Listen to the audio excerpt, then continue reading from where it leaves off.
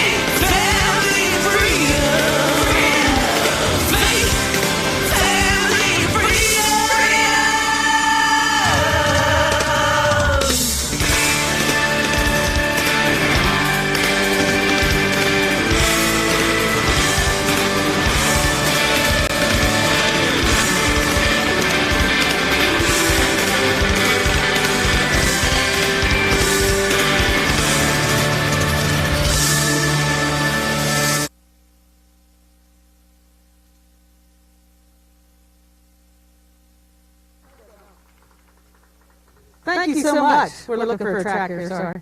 That's the anthem. I'll just do that.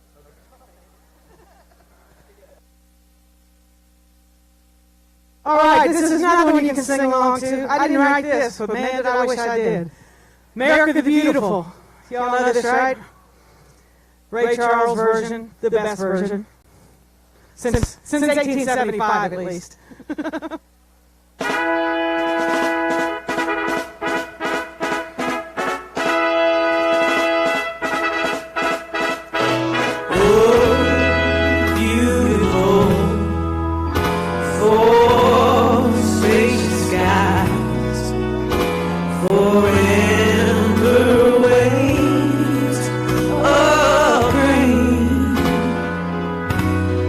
For purple mountains.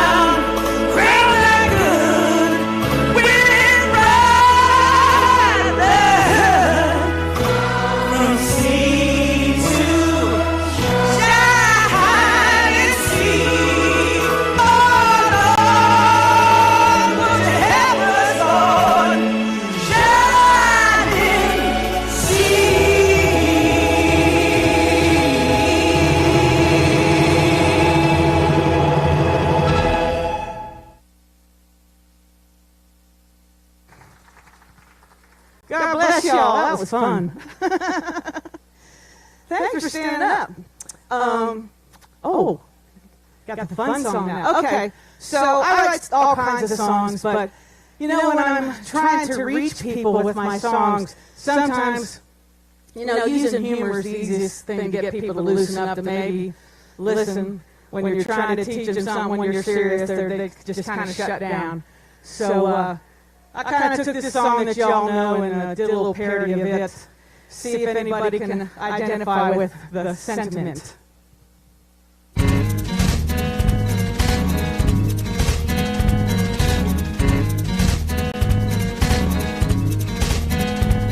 Vaccine, vaccine, vaccine, vaccine. They're begging me to take you, but I'll pass. Vaccine, vaccine, vaccine, vaccine. Keep your spike protein and kiss my ass. It escaped a Wuhan lab from scientists who are truly mad. Now you laugh with every jab vaccine. You dominate the constant news. They cheer and thank their gods for you. But we know it's all a ruse. Vaccine. Common sense is now a sin, like zinc and hydrochloroquine. You glow with luciferin. Vaccine. Nanoparticles and hydrogel steal the sense of taste and smell. 666, you're straight from hell. Vaccine. Vaccine, vaccine, vaccine, vaccine. They're begging me to take you, but I'll pass. Vaccine, vaccine, vaccine, vaccine.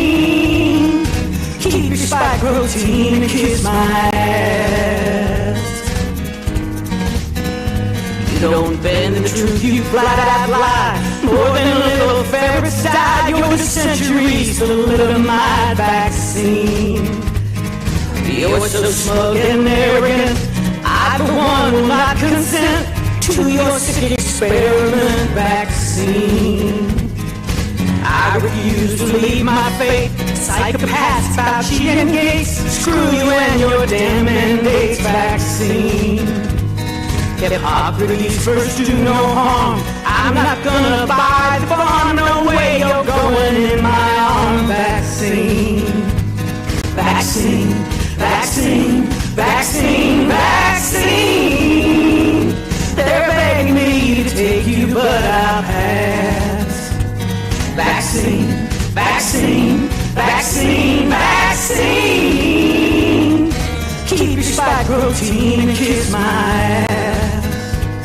Oh, keep spike protein and kiss my ass. My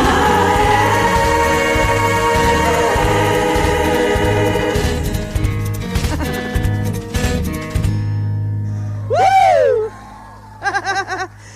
Guess I'll never get another Dolly Parton cut, but it's fun. I think she'd actually think it was funny. Thank you so much. So, we got one more song here. Robert David Steele is our, I call him the Grand Poobah.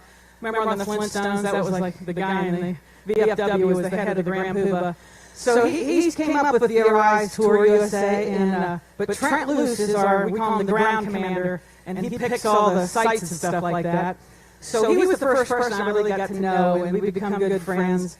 And he's a sixth-generation cattle farmer and pig farmer in Nebraska. And so he was telling me about the 30-30 and the land grab that people are doing in Montana and Texas and even here, where everyone's trying to buy up all the agriculture and get rid of the people that have had their legacy. So the more I read about it and stuff, it just really touched me. So I wrote this song, and we have this for sale over here because all the money's going to go to the Save the Cowboy campaign. It's SaveTheCowboy.net if you want to look it up. And so thanks to Trent Luce, I got to write this song. It's called God Save the Cowboy Everywhere, because even if you're not a cowboy, or a rancher or a farmer, you understand the loss and the things trying to be taken away from us right now. So everyone understands.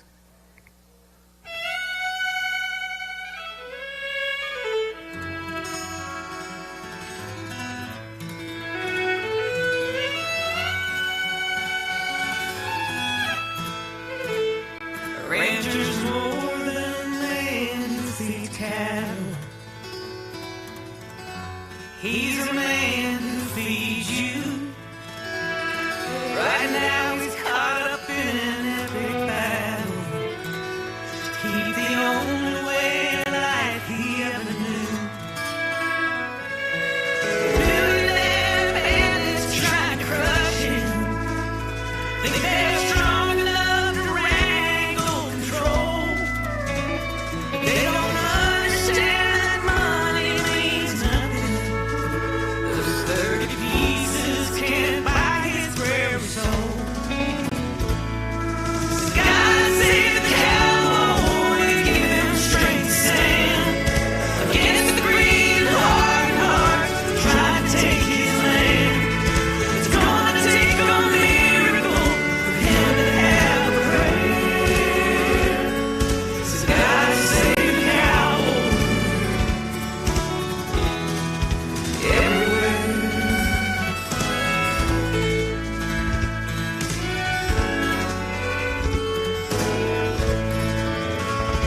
Mother Nature, she can be a beauty, but Lord, sometimes she can be cruel.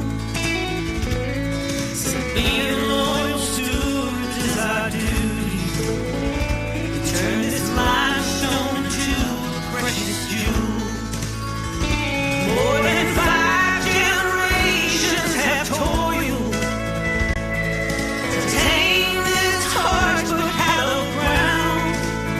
They're men and women of the living soil, with backbones to steal the bone back down. God save the cowboy, give him strength to stand against the green heart, trying to take his land. It's gonna take a miracle for him to have a prayer. So God save the cowboy everywhere.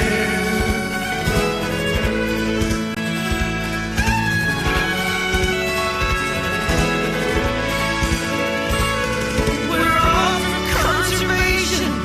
It's our tools on the brink. Take away our livelihood and we'll become extinct. It's the people here who matter. It's them who pay the price.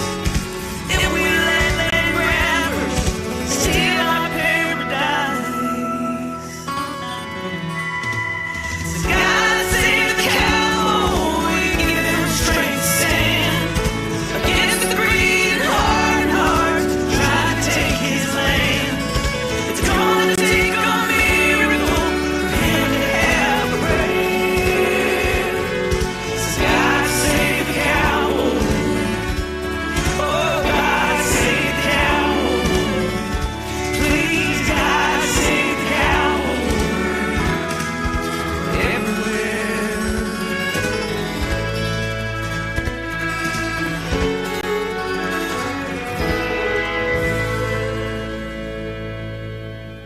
All right. Thank you. Let's hear it again for Greg Hager. Woo! And I don't have vaccine on the CD yet, but I have over here. You can write down your email, and I will send it to you because you got to have that, right? And then we got the cowboy song, and help us out with the cause. And now I'm going to bring up. Oh, Greg's going to do one more. Awesome. So Greg Hager, everybody, hometown, he rocks.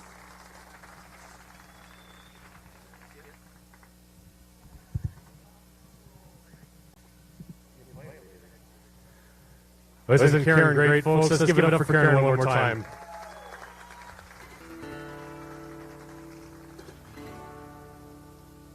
All right. Well, one of the beautiful things about this part of the country where we are is that we have the privilege of legacy.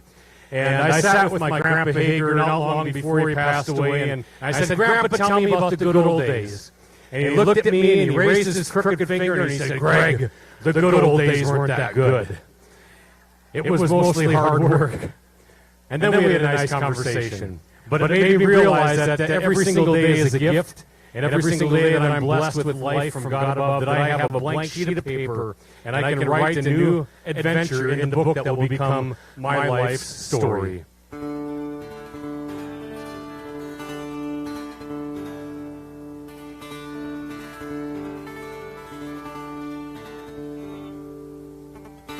I once asked a man about the years of yester. Wisdom answered with a twinkle in his eye. The good old days were not everything you think of. Took lots of hardship to get by. But I come from a long line of dreamers who saw the glass of life half full, who got it done by being workers and not schemers, and whose eyes were never covered up by wool.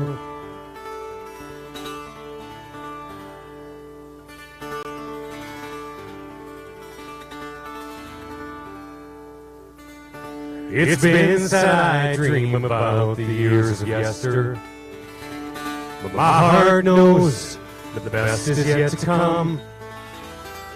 Looking back can help give you direction, 'cause who I am's where I come from, and I come from a long line of dreamers who saw the glass of life half full,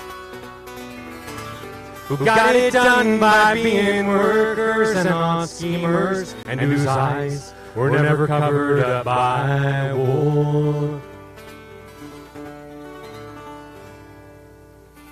Now years from now, these days will be the years of yester. And if I'm asked, I'll tell it true. Now's the moment to be planning on your future. Your legacy is up to you, because you come from a long line of dreamers who saw the glass of life half full,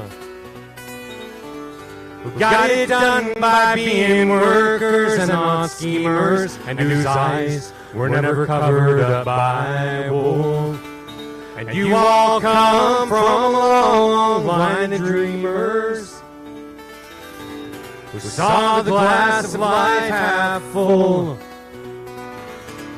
who got it done by being workers and not schemers, and whose eyes were never covered up by wool.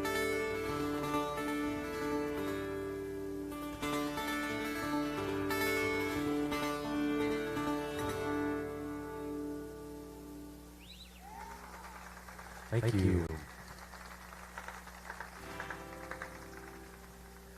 And then don't you always notice in life that sometimes you get sat down and someone says something like, Greg, there's something you need to know.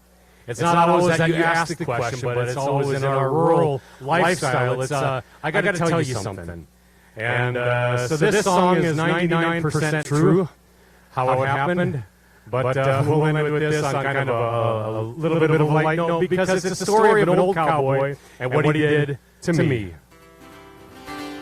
And the reason, the setup of this is those of you who work cattle know that there's a great truth in life. That if you've got to get the cattle back quickly, the best thing for you to do is to go very, very slowly. Slow is the fast way. He was sitting there alone, and so I saddled up a chair. The waitress poured my coffee, he had a distant stare. Living some old memories, a life he used to know. He cleared his throat and whispered soft and low. The only way to get them fast is slow. He started telling stories of his life out on the trail. 20,000 sunsets marked the lessons learned so well. He talked about the winter and how rain makes cattle grow, about Roundup when they got the word to go. Said the only way to get them fast is slow. If you try to rush them, they will turn on you. You'll feel the fire in their eyes. They'll try to stomp on you. One thing that's worth noting, better get it in your head. Life's a better place than being dead. If you don't push them with you, they will go. The only way to get them fast is slow. He described to me the difference between leaders and the led. How the way to work the cattle is to get inside their head. Convinced that where you need them next is where they want to go. Have patience, son, don't let your temper show. The only way to get them fast is slow. If you try to rush them, they will turn on you. You'll feel the fire in their eyes. They'll try to stomp on you. One thing that's worth noting, better get it in your head. Life's a better place than being dead. If you don't push them with you, they will go. The only way to get them fast is slow. And then he said, there's one more thing I'll tell you, Greg, because it's true. Women are a lot like cattle, too.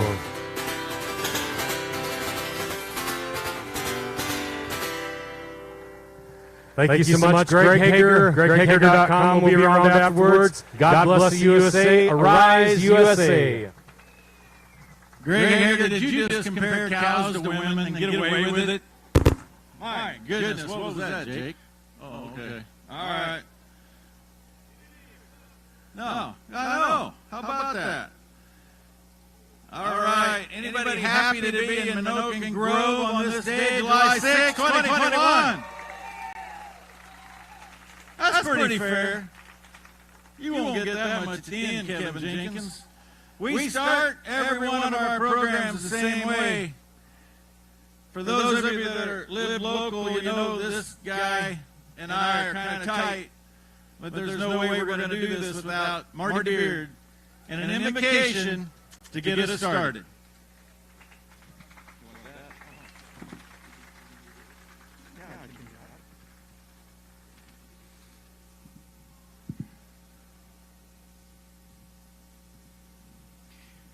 Well, thank you for coming. I'll tell you what, I have been so excited for this tour to come to Menoken Grove because I know that there's a knit core of patriots right here in North Dakota that have had enough.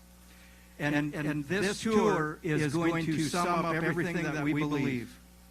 And our founding founders created the United States of America, the greatest God-fearing country the world has ever seen. Let us pray. Hebrews 11:16. But as it is, they desire a better country. That is a heavenly one. Therefore God is not ashamed to be called their God, for he has prepared for them a city. Jesus, we know there are people controlling this country that have put themselves and their own selfish needs of power and money ahead of you. And we know that some of those people are in this crowd right now. Jesus, protect us from those people. Jesus, help us realize that we are being led by Satan and his government money. And Satan uses that money to control our jobs, our businesses, our farms and ranches, what we eat, what medicines we take, and what our children learn in school. Jesus, please expose these people who sold out the American patriots for money and personal gain. And we beg you to deliver unto us leaders that value God, country, over the power and money. And let your people live and die knowing and loving Jesus, so that we may have eternal life. Amen. If you would now please stand, I will lead us. Remove cover, I will lead us in the Pledge of Allegiance. I pledge allegiance to the flag of the United States of America and to the republic for which it stands, one nation, under God, indivisible, with liberty and justice for all. And while you are standing, Karen Staley back with your national anthem.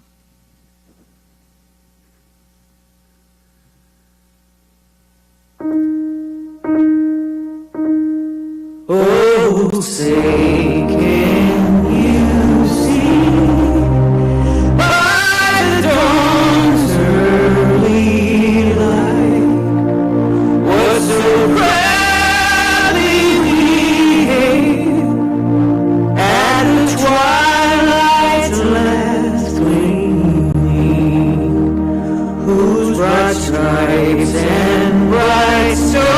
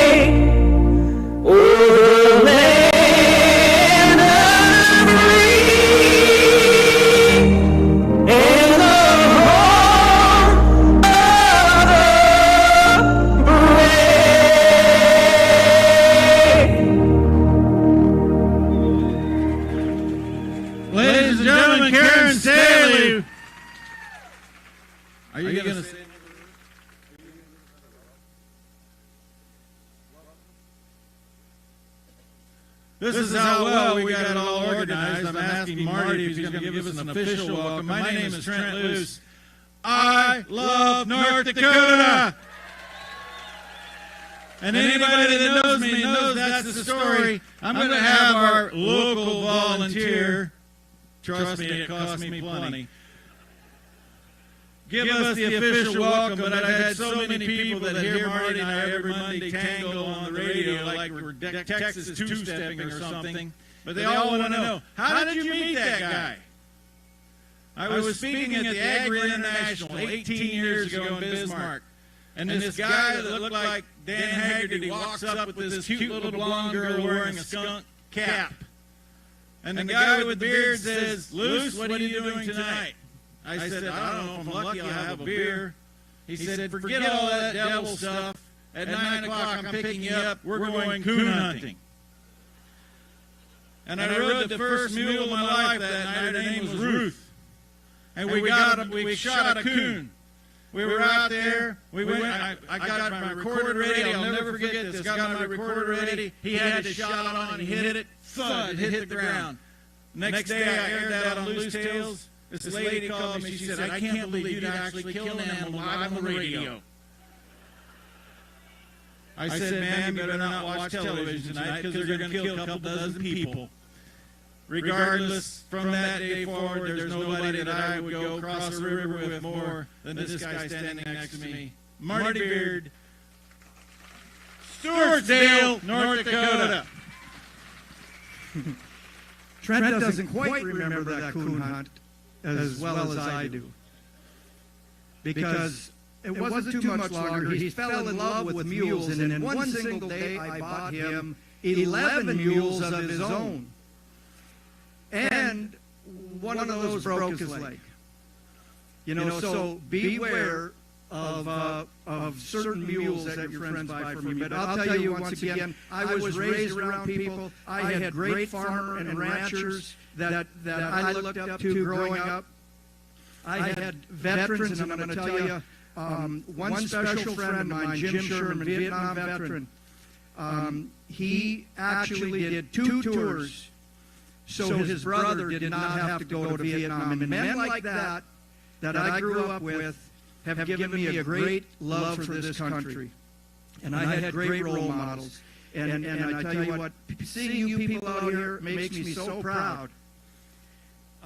And remembering my friend Jim Sherman, who's not with us anymore, but gave up everything so his brother would not have to go into battle. Men like that is what I continue for. And thank you very much. Now we have Dave Weiler with the Wall of Honor. Check this out. This is a great opportunity to honor our veterans and first responders. These people are doing a wonderful job, and you can put your relatives, your friends that serve this country and honor them with the Wall of Honor, and it's a great, great project for North Dakota. And check them out before you leave. Trent, thank you for coming to North Dakota.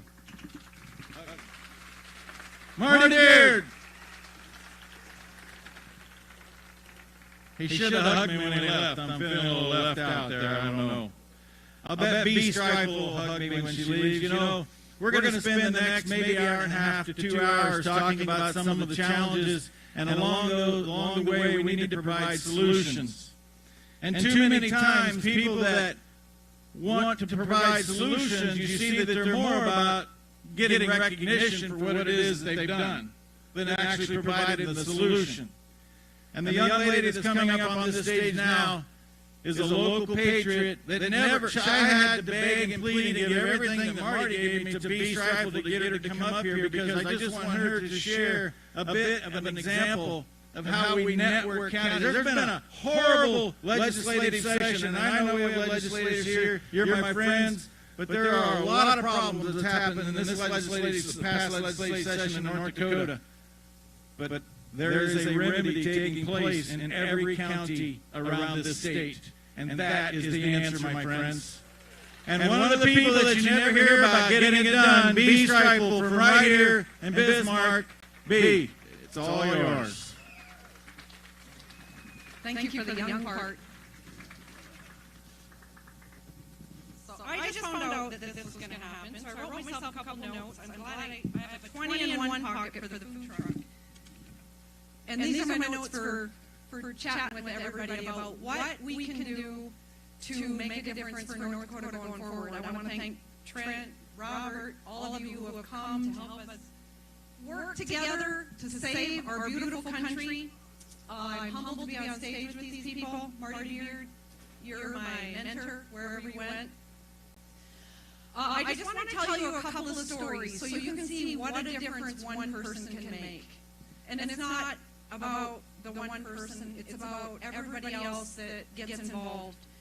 So I got involved in politics when the government drew a red line through my driveway. It was called the Highway 83 Realignment Bypass. And 2 of 3 public meetings had already been held.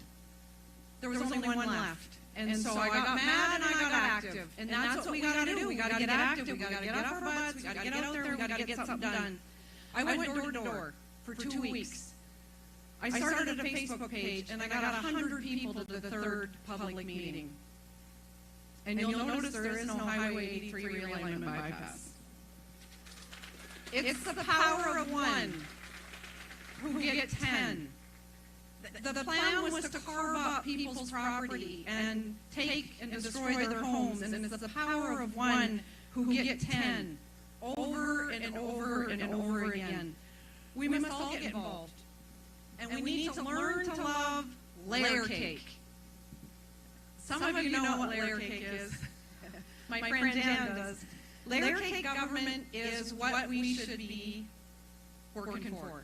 Layer by layer, 7-layer government. And there's another thing called marble cake government. That's not what we want. So I'm going to tell you another little story about what a difference people can make. Fast forward to last year, I got involved with David Andal's run for state legislator. And that was fascinating, interesting. I met a lot of people. I'm so proud of everybody who's gotten involved from every single district. Does everybody here know what district they belong to? I was talking to a couple people earlier, and they weren't sure what district they are. So we have a couple tables over to the right over there, and please come over. If you don't know what district you're in, come over. I'll help you find your district. Everybody needs to start by finding their district. So after getting involved with the David Andal campaign and how that all went, I know a lot of you are familiar with that.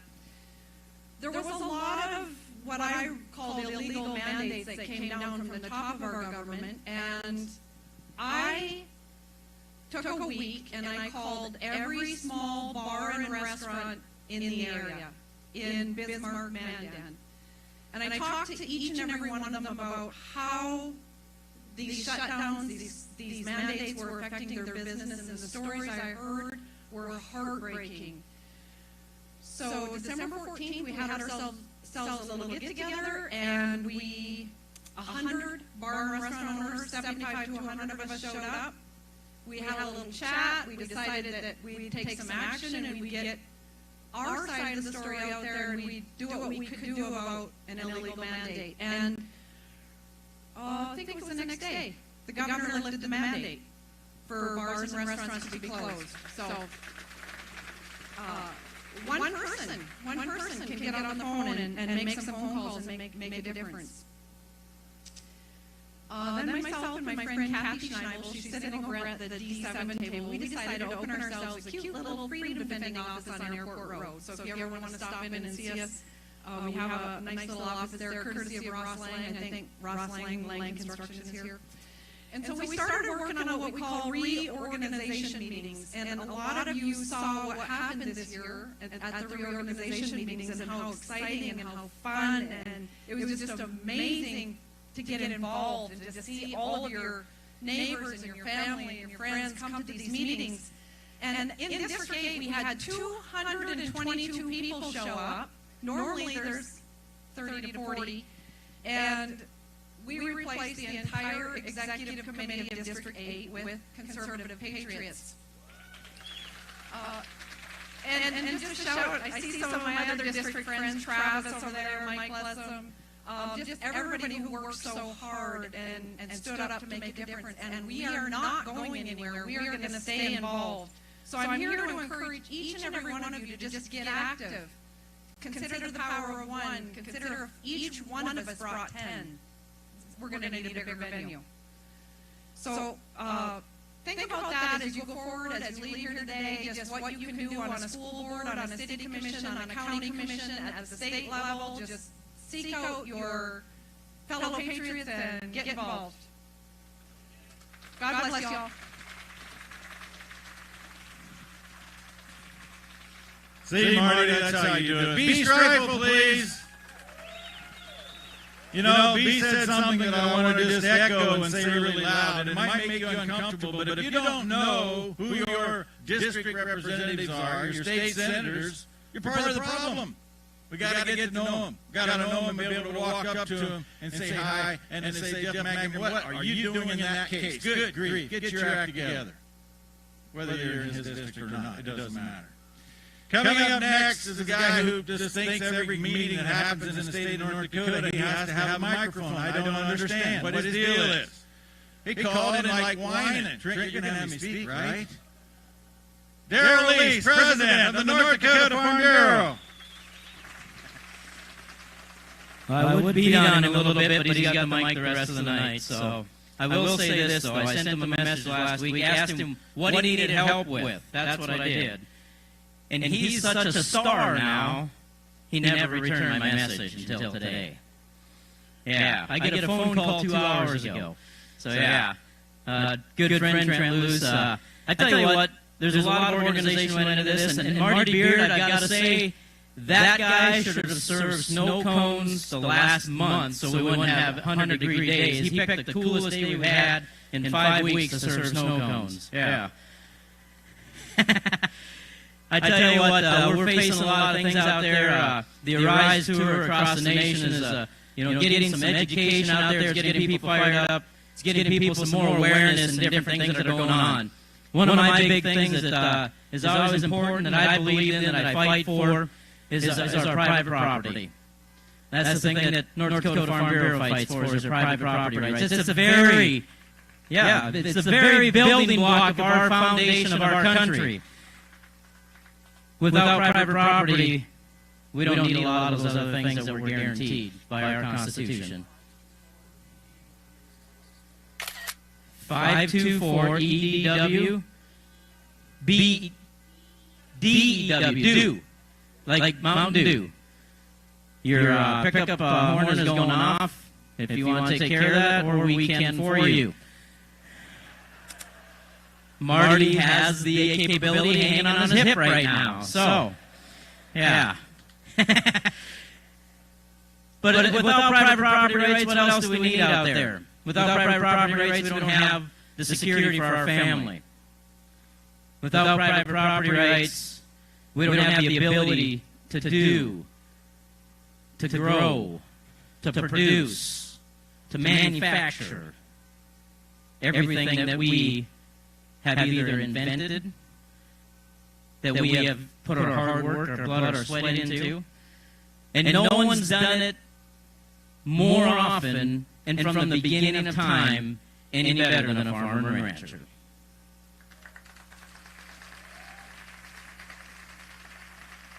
Now, some of you might not be involved in farming and ranching out here. I recognize quite a few of you that aren't. I recognize a bunch of you that are. But without that foundation, without the respect of private property, I'm not just talking about farm and ranch land. I'm talking about everything you own, your house, your car, your guns, whatever it might be. Private property has to be protected. And we always have, there's politicians out there that try and do us good on our private property. Or they try and do us good on law. It's still not shut off. This didn't happen when we had horse-drawn equipment. That license plate back there is one choice. So that license plate's going off. So if that's your vehicle, can take care of it. It's sitting right across the way there. It's a Ford maroon. Oh, there it was. Yeah.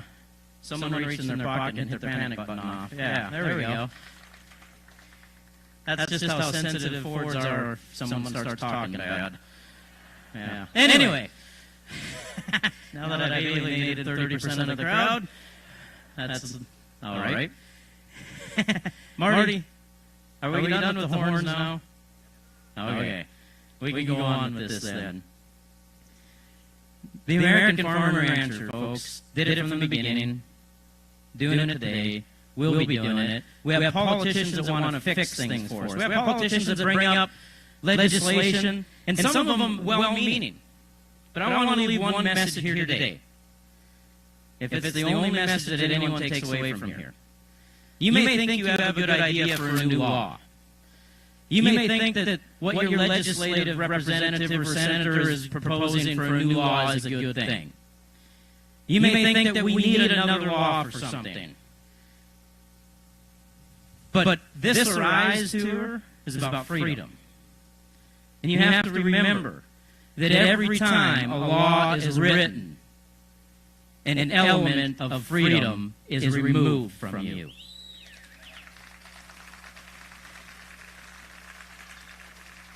So remember that. When you think that you have a fix for the problem, are you fixing the problem, or are you upset and you want to claim a victory?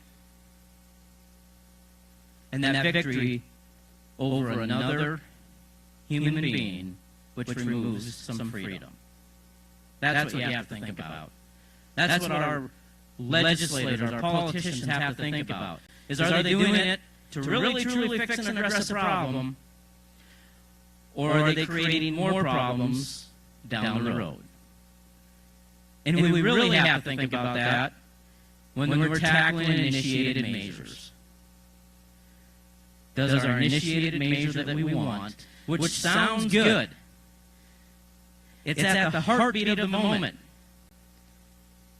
but it is at the lifetime of the longevity? That's what we have to think about. Every time we take a little bit of freedom with every law we write. With that, Trent's not up here yet. I told him, oh, there he is. See, I'm ahead of him. He told me he was going to cut me off at 10 minutes. I said, I'm not giving the mic back until I'm damn good and ready. But I tell you what, I think, I want to take the opportunity. I've known Trent for quite a few years. Trent has come and spoke at some events that either myself or my daughter's been kind of in charge of, or some of our family, and Trent's always been willing to come and do that and try and work it out to get it in a route to do it. The amount of time that him and the other folks that you're going to see up here that have been on the Rise Tour all the way through it is second to none of a commitment. And I'm not talking about by him, I'm talking about by his wife, Kelly Luce, doing all the work at home. Trent, thank you for all you do and all the folks on the Rise Tour. Thank you, Darrell Lease, President of North Dakota Farm Bureau. I now know how to get him to shut down. Just get the car alarms, the pickup alarms to go off. Bill Onstead, was that your pickup that you did make that happen? That's very clever. So this is about constitutional counties, constitutional sheriffs, faith, family, and freedom. And at this moment, unless somebody else has joined us, I want to recognize the 4 individuals representing the county sheriff's departments. Not sure what it means. I've worked with 3 of the 4 in the past in a good kind of way. First, the hometown county sheriff from Burley County, Sheriff Kelly Lieben. Thank you very much, Kelly. Thanks for being here. Right next door, and I got to work with Sheriff Kickermeyer when there was a bit of attention given to North Dakota on a national and global level called the Apple protest. I came here, I wanted to be here, I wanted to feel it, see it, and I'll tell you what I witnessed. I witnessed a sheriff that understood the Constitution, told the federal government, stay at bay, we'll take care of this problem, and he kept the citizens of Morton County in mind. Sheriff Kyle Kickermeyer, thank you so much.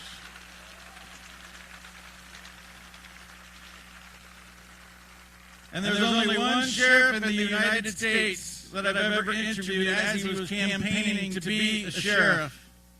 And it's because there was a problem in Stark County, North Dakota. And I saw the solution as Corey Lee, your Stark County, North Dakota Sheriff Corey Lee. And he's got along Matt Kiesler. Matt, raise your hand as well. So that we have an excellent representation. Folks, we're going to walk through this all evening. Robert David Steele is coming up here next. He's going to grab his pig. But, you know, the theme of this whole thing, I do make it a bit of a, don't hurt something running over here, Robert. I've always got enough to say. Sheriff Mack had a previous engagement. He had to depart with us for a few days. But Sheriff Mack, he's been on the forefront of making sure that we are reminded that this document that I carry in my pocket every single day gives the ultimate authority in Burley County to that man standing right there. And his job is to protect the citizens of the county from enemies, foreign and domestic. And we want everybody to embrace that. We want everybody to develop that relationship and just get to know your county sheriff. There's nothing more important. And I think Robert David Steele is going to have a story or two about that. Are you winded now? Are you okay? All right. The reason that we are in Burley County, the reason we're in Menoken Grove, the reason we have all these patriots seeking solutions and looking for partners and going forward in faith, family, and freedom is because the guy sitting in his basement, a former Marine, a retired spy, And he said, you know what, we need to put together a tour, and we need to go to where the people are and find out what the people need, find out how we can be empowered and work at this together. And that is exactly why we are here on a 117-day, 48-state, 90-stop tour. I think I add 2 or 3 every time I say that. The visionary Robert David Steele.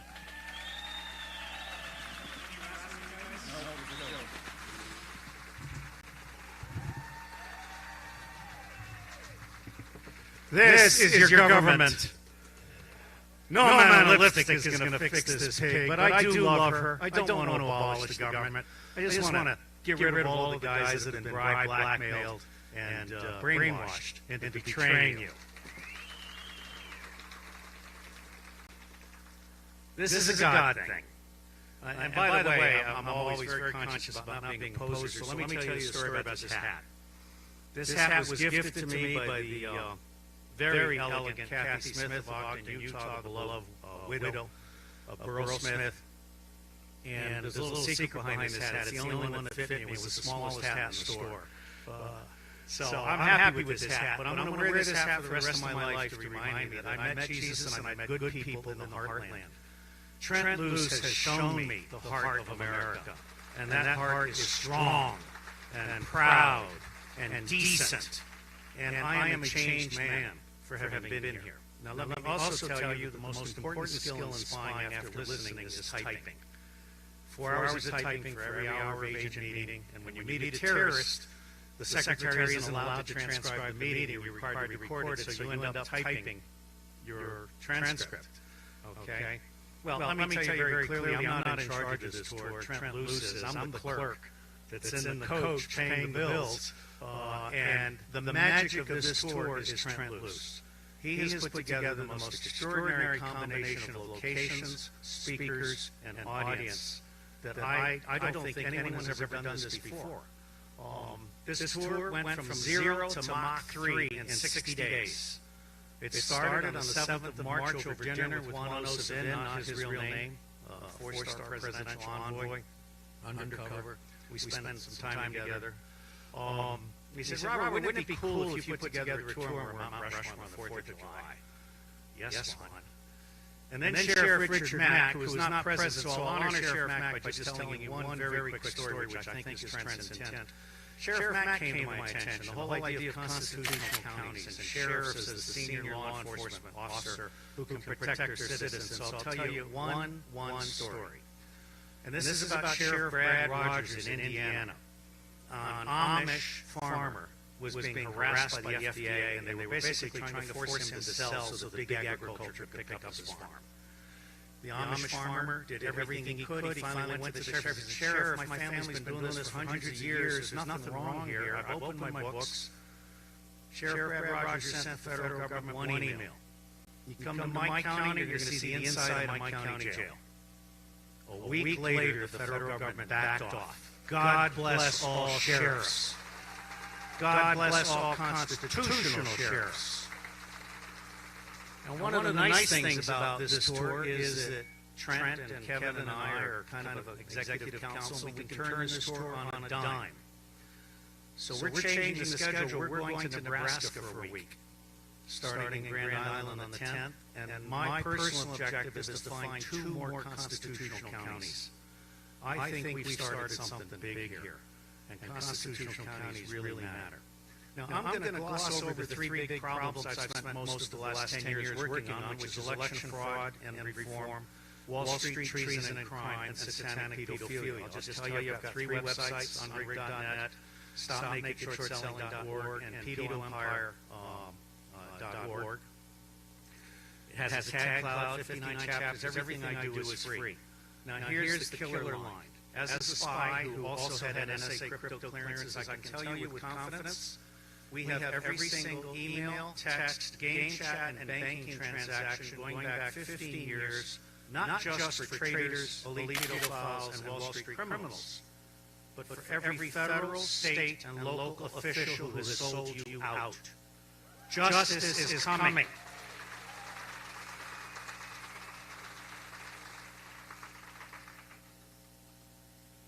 I really feel good about the future.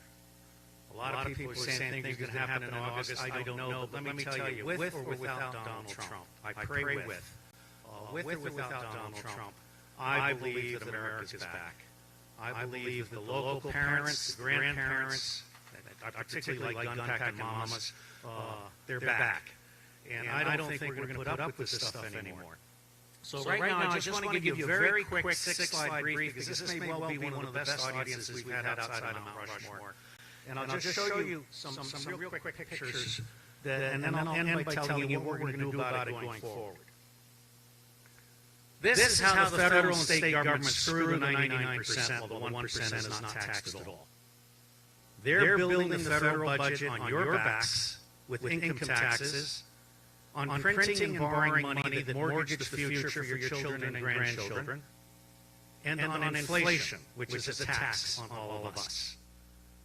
We need to end this by instituting county-collected transaction taxes, which means the county now has the power over money and allocates money to the state, which allocates money to the federal government. I want county coin, county web, and county sheriffs, as well as county moms, to redefine political power in the United States of America.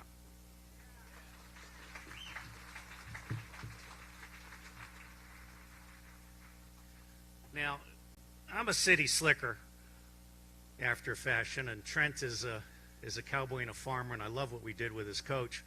This is all the land the federal government controls. In my personal view, the federal government should not be allowed to control or own any land.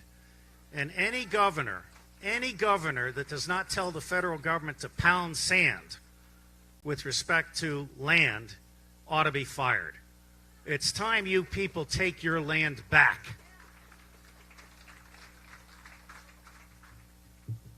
So how do we do it? Let me say very, very clearly, and I've got a great cartoon later, but the bottom line here is there is no difference between the Republican and the Democratic parties. I have to say, with all due respect for my Republican colleagues, I used to be a Republican, then I became a Libertarian, then I realized all parties just don't do the job. We need people, not parties. So what I'm about, and I'm a Trumper, I will tell you that plain and true, and I hope I don't lose my nonprofit status, but the bottom line here is the Trumpers, a lot of them don't get that the Sandinistas are populists of the left. The Sandinistas are not socialists or communists. They've been screwed by Bernie Sanders and Hillary Clinton more time than I can imagine. So we need to combine the populists of the right with the populists of the left with the independents of the libertarians. That's critical mass, folks. That's how you win back the power at the local level. You get rid of the parties. People, not parties. That's unity.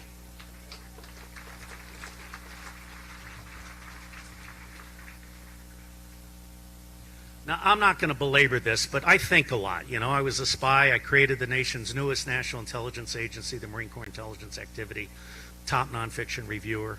I spent several years looking at all of the election reform initiatives, and most of them are gas. Like the National Association of Public Administration has a mediocre election reform initiative, which is nothing more than a fundraising gimmick. The same is true of other organizations. There are 12 different things that need to be done, including paper ballots counted publicly on site and instant runoffs with first, second, and third choices, but that only works if you have paper ballots counted publicly on site. And I want to restore unions after executing union leaders. They have betrayed us just as much as church leaders and school leaders and so forth. So I won't belabor this, but the answer is there. And I got to tell you, Rand Paul refused to sponsor the Election Reform Act in 2017 when he was given an opportunity. There are others that have declined to sponsor the Election Reform Act. I would ask you to tell your congressperson they ain't coming back unless they sponsor #Unrig the Election Reform Act. That is a litmus test for integrity. So as I wrap up, where do we go from here? Now, I paid for this cartoon,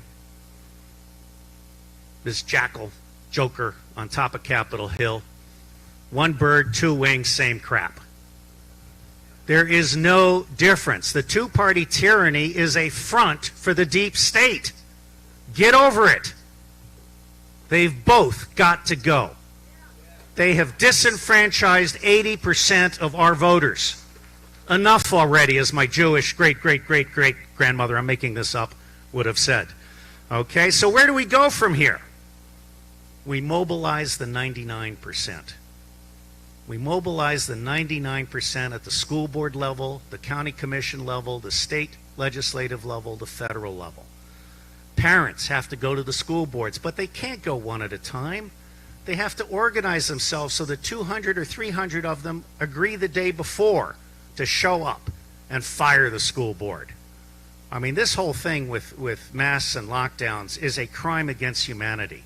It is a violation of the Nuremberg Protocol. There is no science and there is no law, and it is most certainly unconstitutional.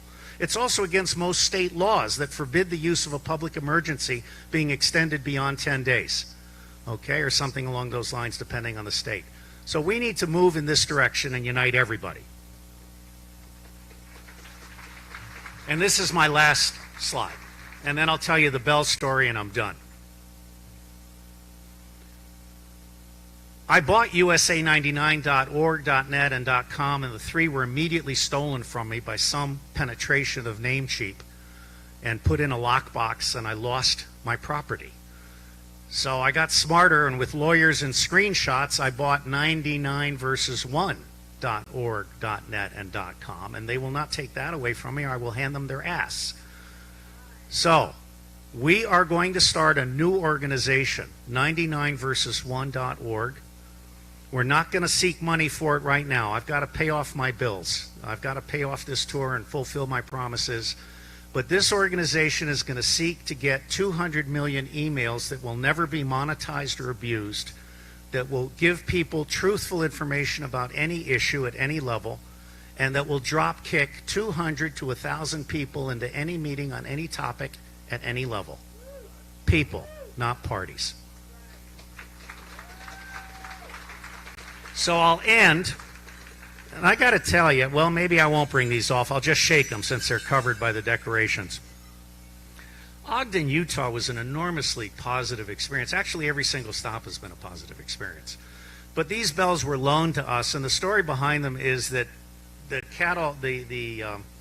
covered wagons would have bells, and the people coming down the hill had right of way, because it's a lot more dangerous to be coming down a hill in a horse-drawn carriage or whatever. But over time, the bells became a sign of righteousness and were awarded and given as gifts. We were loaned these bells, which are a very treasured relic from Ogden, Utah, because what we are doing was judged to be righteous in Ogden, Utah. Let me end by saying there is no way I did this myself. I'm having an out-of-body experience. I am technically unemployed on Social Security, living in my wife's basement. I gave her the house 10 years ago. Within 8.5 weeks of announcing this tour, we had $850,000 in the bank.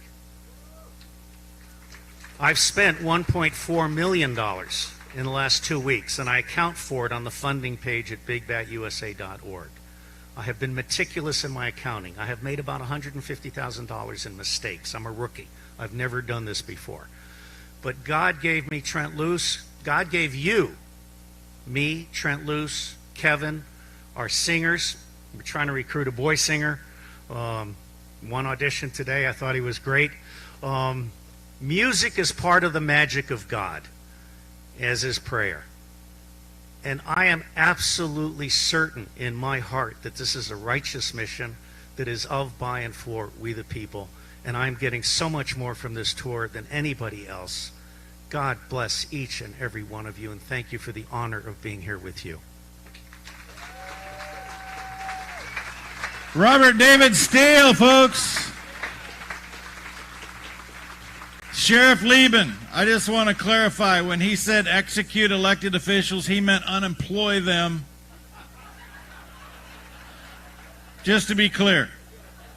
My goodness, Robert. Choose your words wisely. Kevin, go talk to him. Good Lord. You know, he sets me up with that land control issue. And I've got to just put that plug in for 30 by 30. Because what Robert showed you was the map of what is currently owned by the United States or state government.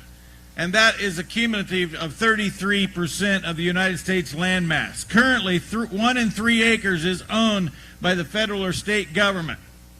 And 30 by 30, which is executive order signed on January the 27th, is a desire and a quest on behalf of the federal government to take another 30% of the deeded land and put it into government control. Not buy it, but put it into government control through conservation easements, whatever the case may be. Now, little cowboy arithmetic tells me, Dave Lout, that that's about 63% of the United States landmass that the federal government wants to control. What does every tyrannical government in the history of the world do?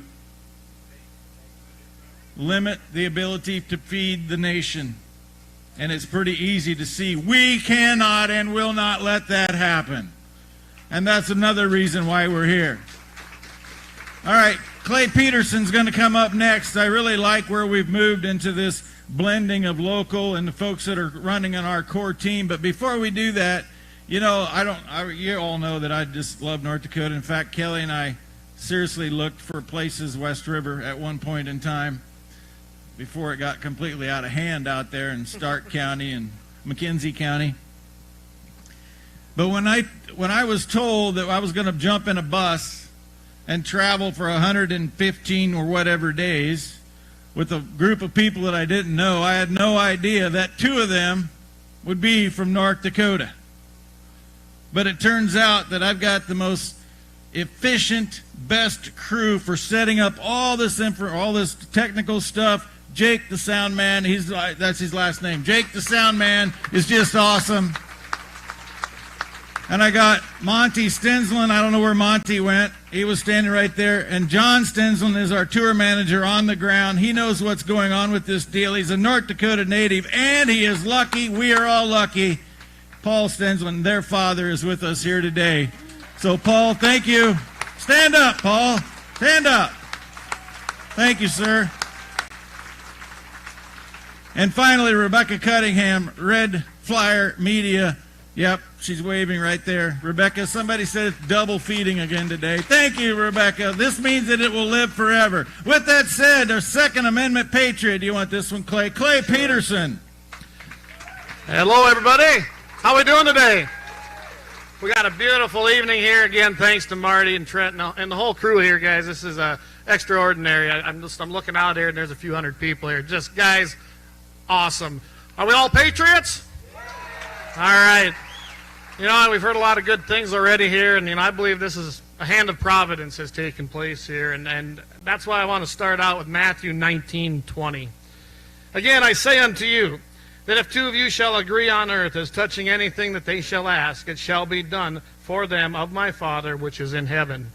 For where 2 or 3 are gathered together in my name, there I am in the midst of them. And guys, we are definitely 2 or 3 more gathered in his name today so that we may restore freedom to this country. There's 27 words that and as everybody knows, I was the NRA rep for over about 10 years here in the Dakotas, a senior rep in charge of pretty much anything going on as far as the Second Amendment. So that's very dear to my heart. There's 27 words. A well-regulated militia being necessary, again, necessary to the security of a free state, the right of the people to keep and bear arms shall not be infringed. Amen, yes. And I believe that, yes, we've got the 5 parts of the First Amendment, but the Second Amendment is what gives us that power to actually keep that freedom, restore that freedom, and send a clear message if needed. Our Second Amendment is such a simple, defined, and clear statement. Everyone can understand it, except those with intentions other than a nation of free people. Our founders knew that after suffering at the hand of tyranny, which led to declaring themselves a free people some 245 years ago, if we all remember that little date, the 4th of July, we all celebrated it, right? All right. Then sacrificing everything these people had so that they could win their freedom, that there absolutely had to be a written record of that divine right of the people and have a means to defeat tyranny, defend themselves, and ensure that at any time when it arose that we, the people, would have a way to keep this constitutional representative republic. And that's where the Second Amendment was born. That's where it was included in our first 10 amendments, guys. That's how important it was. Thomas Jefferson said, "The good sense of people will always be found to be the best army. They may lead astray at moments, but they soon will correct themselves." I feel we're there. Does everybody feel that? I think we're finally there where we're going to correct ourselves. We're going to correct these wrongs, and it starts with you. It starts at that local level. You got to go to your town boards. You got to go to your school boards. You got to go to your county commission. All the way up, guys, it starts locally. And then as you saw here, as Bea mentioned, at those district conventions, we saw this, and we took back a lot of them. And that's where it all starts. So, folks, we are here right now, and many have led astray as what this country is. This has happened over decades of those who would bring our country to its knees with every intention of turning it into a country ruled by tyranny. We are now working towards showing and educating everybody who will listen on how to make this correction and bring this country back to its founding principles. Many of the speakers already today have spoke on this and have given you the roadmap and or the tools, or are about to show you those as we are speaking right now on how to do this. It starts from the ground up with the true understanding of what our rights are affirmed. It starts with this document, the Constitution of the United States. Read it, memorize it, know it. This is the founding roadmap, and you need to have that information. With this knowledge and desire, and to push back with actions, we can win this battle of right and wrong, free or enslaved, and preserving our constitutional representative republic. And it starts with you. The steps we have seen the past years in our towns, municipalities, counties, and state legislatures have been many. Although the fake news media has not reported much of this, so many have lobbied, passed, and enacted Second Amendment sanctuary ordinances, resolutions, laws, etc. By doing this, you, the people, have made your voices heard. You've taken those first steps. Those of you who have represented you, you can attend their meetings, some even making sacrifices to do so. In China plague tyranny, of course, in 2020, we saw how that worked. We went, we showed up, and we took over and took charge and got rid of these mandates. You gave testimony, and you had your rights supported. We've seen it right here in North Dakota, ladies and gentlemen, with the efforts of patriots like Representative Jeff Magrum. Jeff, are you here? I think I saw Jeff. Guys, give him a round, because he was instrumental this year in our legislature. We've seen the passage of Stand Your Ground, and affirming that your right to defend yourself will forever be enshrined here in the state of North Dakota. We also seen passage of the making of a Second Amendment sanctuary state in the state of North Dakota. Yeah, guys, that was a huge thing that we've been working for. By doing this, we put the feds on notice. We, the people in North Dakota, will not have our rights trampled on any longer.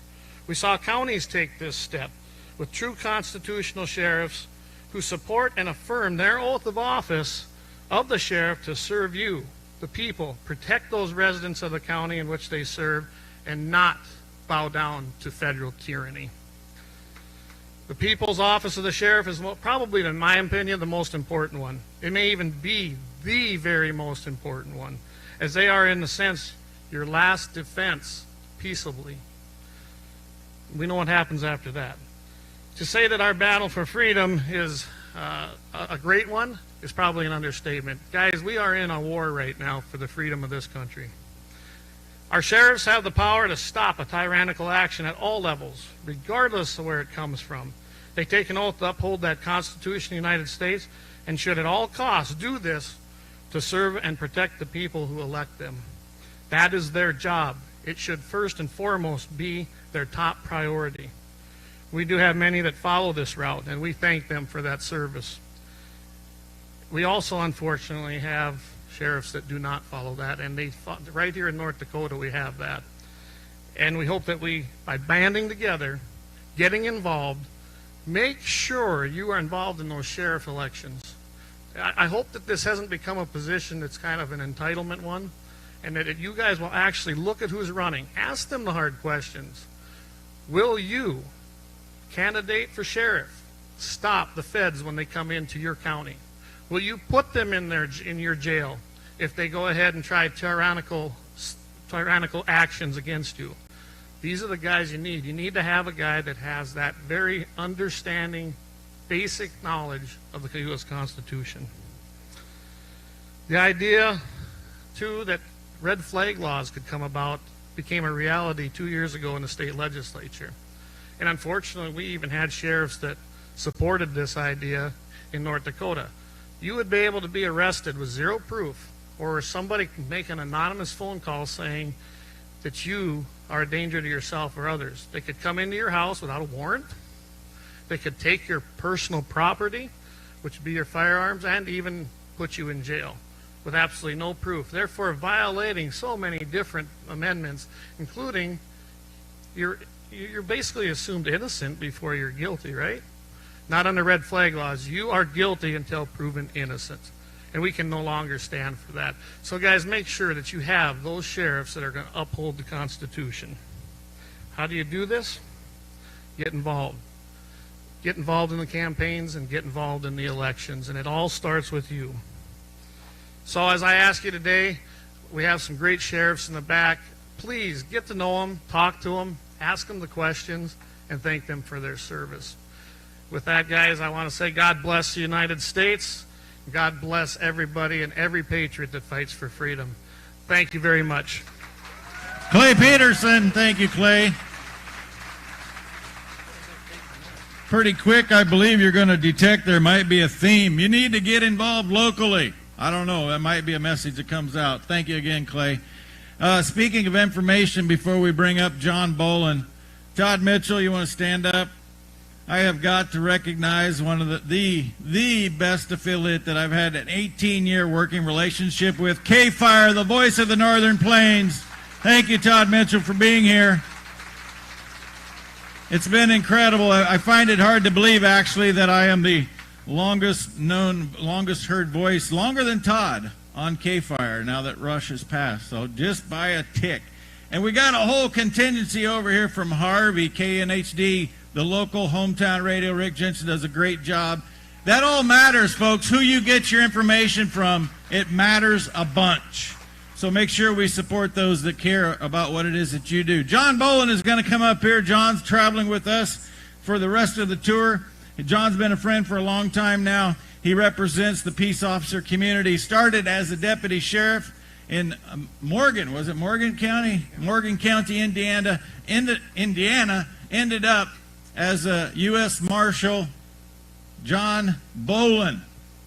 Thank you, Trent. You're lucky in this life if you have one or two really good, loyal friends, and man, I found one in Trent Lewis. I'm blessed to have him as my friend. I want to thank these police officers back here again, these sheriffs and sheriff deputies. Can we give them another hand?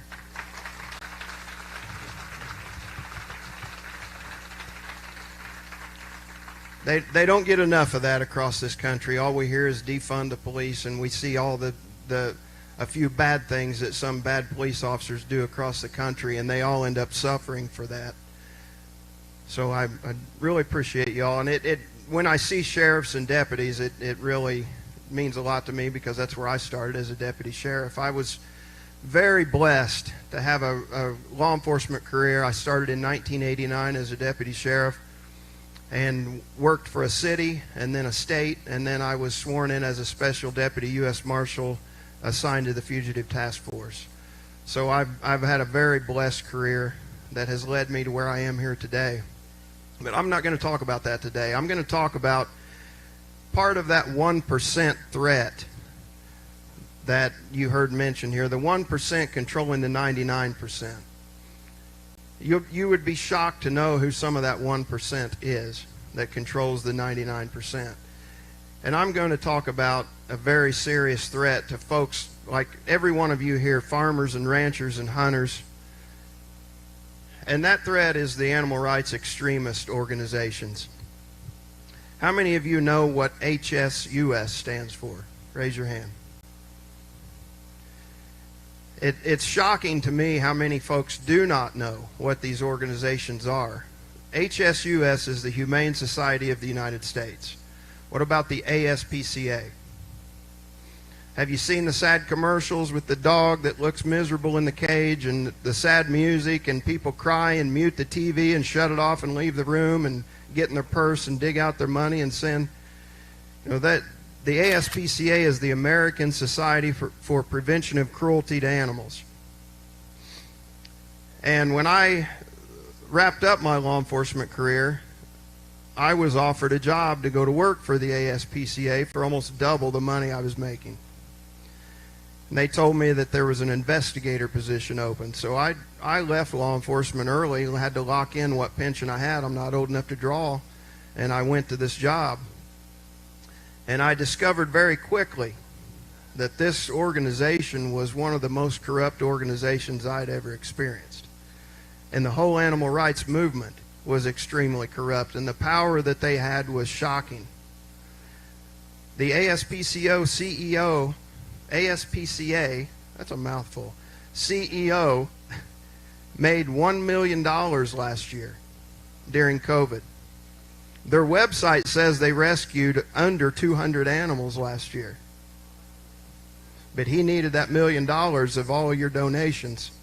He's hurting out there in New York City. Had to have that money. Between HSUS and the ASPCA, their last reported revenues combined were over $500 million. The ASPCA has a department of fully staffed department in New York City of attorneys and tax accountants and the like that handle estates only. There are so many people that will their entire estates to the organization, they have to have full-time people to handle that.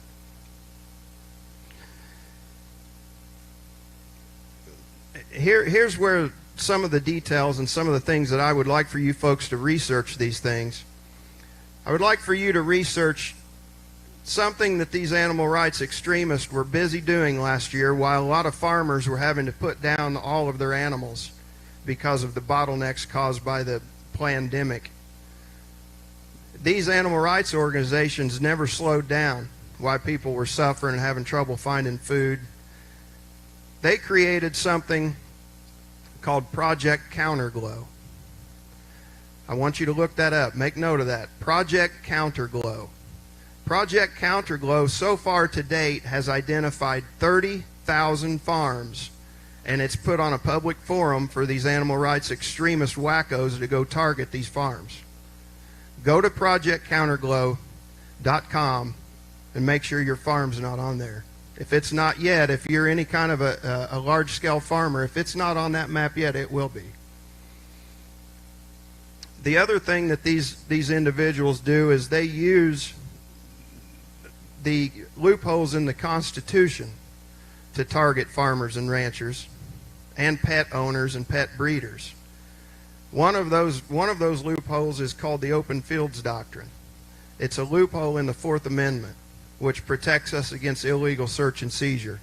The Open Fields Doctrine says that anything they see from the roadway or anything that they can access, it's not in the immediate curtilage of your property. Curtilage meaning your home and the outbuildings in the immediate area where you live and reside. They can have access to that property and gather any kind of information that's accessible to them by view. They use drones to monitor farm properties. I just drew a total blank.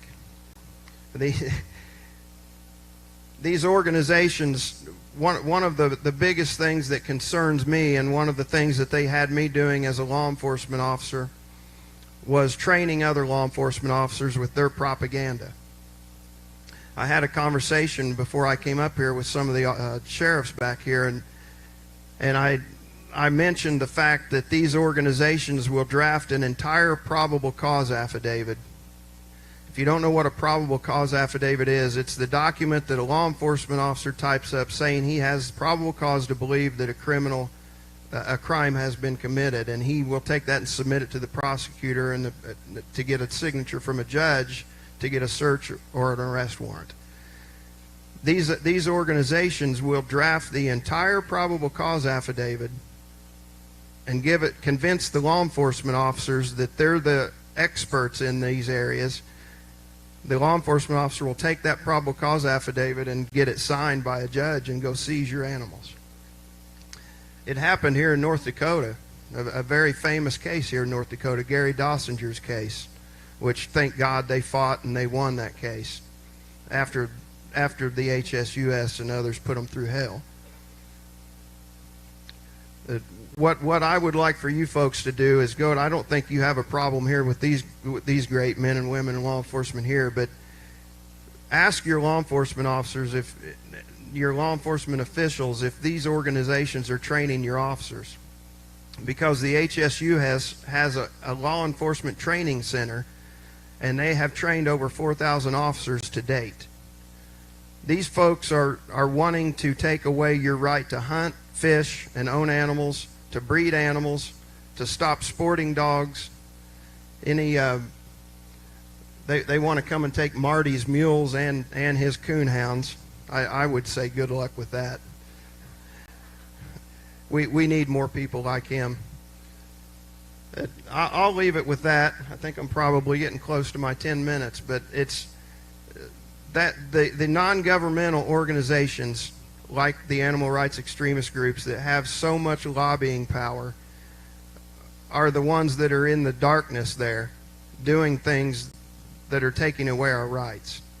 They control too much. They have too much leverage in the Capitol and too much leverage in every state house. They're also going out and attending your small town meetings, your town council meetings, and trying to affect rules and regulations there on how you handle your pets and your farm animals. They're everywhere, folks, and they have enough money to do it. I appreciate your time. God bless you all. John Bolin. Thank you, John. I don't know how many of you know, but really one of the great motivations for me even starting in radio and telling our story was because of the animal rights community. I saw where people were giving human qualities and characteristics. Even the guy who we honor on the western end of this state, Theodore Roosevelt, I often wonder about that teddy bear. You know, if you see people going into Yellowstone today, they go out and they try to say hi to the mama bear. And that's because as a kid, we gave them a teddy bear to comfort them and to put them to sleep. Well, the teddy bear doesn't want to help you go to sleep. Well, maybe one time. And I saw all of this happening and the effect through the Disney movies and whatnot. And so I started going to animal rights conventions, and I would go and not try to hide. I would just go and say, Trent Luce, 6th generation United States farmer. And I remember I was at one in Washington, D.C. one time, and this young lady, 21-year-old young lady from Detroit, she came up to me and she read my tag and she said, "Are you really a farmer, like you raise animals?" I said, "Yes." "I always wondered what would happen if I met a farmer. Like I carry a meat cleaver around, I'm just going to whip her into a T-bone." Let me tell you, she didn't have enough loin eye to make a worthy T-bone. But at the end of the day, people just didn't get it. And then we continue to go down this path, and as John is walking us through that, put this into context. 42 million babies a year are aborted in the world. In the world, 42 million. And yet we have people gathering money in the name of protecting the animals. That is how messed up we really are, and why we need to just get back to family, faith, and freedom, and what really made this country great to begin with. What I like to do is, well, I got this because, of course, Darrell Lease had to give Kelly credit. Marty will probably run up here and give Kelly more credit. But Kelly does get a lot of credit. Number one, she takes care of 100 sows, 100 cows, and 20 horses while I sit in the back of a bus and talk on a microphone. But she also said, "Trent, you never listen." So I started being a better listener. And when I heard Nicole Eggerberg start talking, I said, whoa, Nicole. I want you to stop right there. Because North Dakotans who are standing up for legal immigration and Second Amendment rights, I hear a local person who's, again, providing those solutions. So I said, "Nicole, would you give us 5 minutes about what you're doing at the grassroots level? Because I don't want anybody to leave here this evening to go home and say that was a great event, but I wish I knew more of what to do. So I want to bring up people who are doing things, making a difference in the state of North Dakota or whatever state you may be from. Heaven forbid you'd be from Minnesota. Good grief. Ladies and gentlemen, Nicole Eggerberg.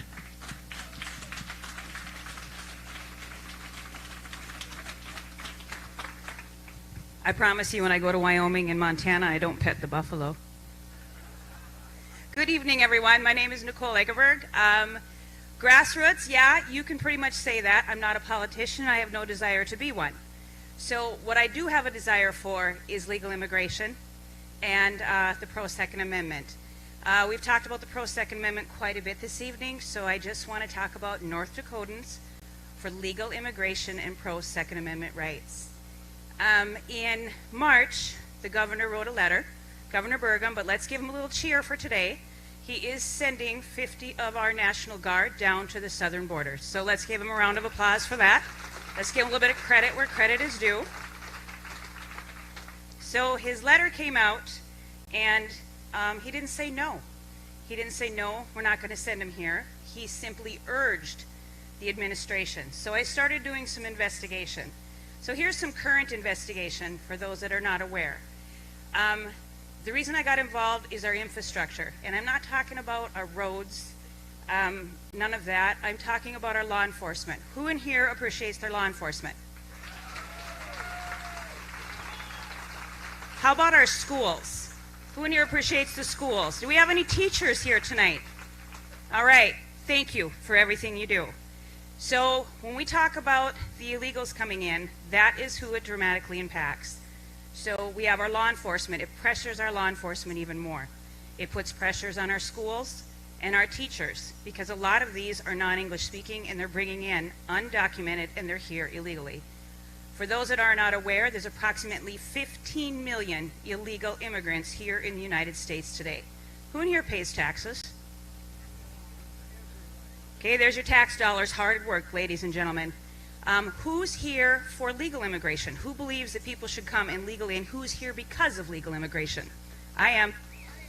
Okay, so that is, we're going county by county, and I actually wish Richard Mack was here tonight. I've done a lot of his reading. I've had sheriffs reach me, you guys. You need to talk to your sheriffs. So I'm Ward County. We went in, presented at the county commissioner meeting today. They're going to put out the resolution to ban the illegals in Ward County, and we're going to become pro-Second Amendment. So it is going county by county, sheriff by sheriff, sitting down and backing you. And again, to the sheriffs in the back, thank you. Find out if they're a constitutional sheriff. If they're not, when is the election for sheriffs? It's in 2022, ladies and gentlemen. It's time for a change. We need to protect our children. They're our infrastructure, they're our future. Who in here, how many grandparents are in here tonight? All right, so let's think about your grandkids. Have you guys talked to your children about getting involved in doing something? Okay, you guys have to talk to each other. You just simply do. But fentanyl right now is at an 800% increase. Currently, they're trying to figure out at the southern border what to do with 45 undocumented children under the age of 12. MS-13, for those that are not aware, MS-13 is actually Honduras, Guatemala, and also Mexico. MS-13 is a huge part of illegal immigration. It's those that are not appropriately vetted. If they are vetted, they're coming here. There's TPS. For those that work in the agriculture industry, which I'm born and raised, it's temporary protective status. They come here on green cards. You guys, they're vetted. Most of them have come here for 20, 30 years. They come here for 10 months and they go home for 2. We're not trying to get them gone. We do not want the illegals here because they haven't had a background check. They haven't been vetted. They can come here when they're an American. With that, God bless.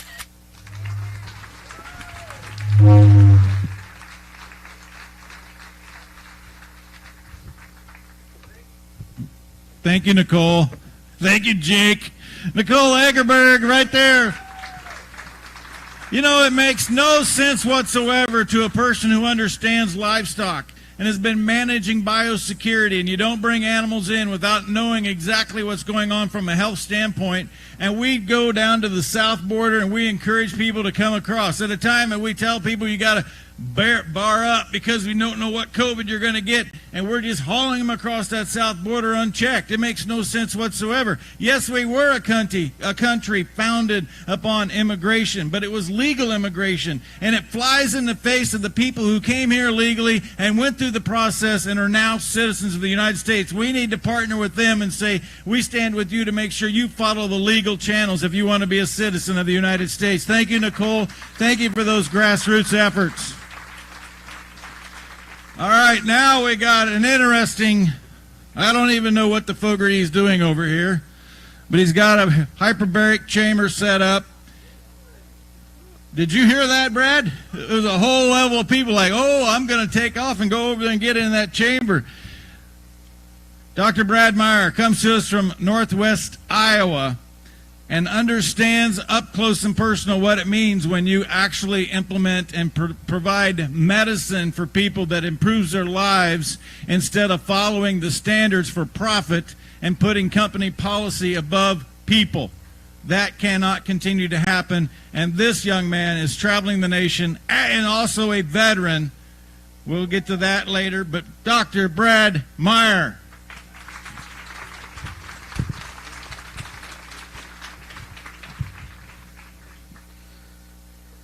Wow.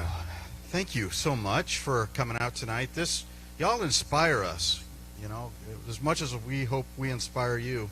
It's the fellowship together to keep each other going. I thank God first and foremost for the journey I've been on this lifetime, especially the last 12 months. Incredible ride, and I'm going to share that with you tonight. Is this a little bit better? Thank you. All right. So I am, as Trent said, from Northwest Iowa, and been a physician, family medicine, general practitioner for 16-ish years now.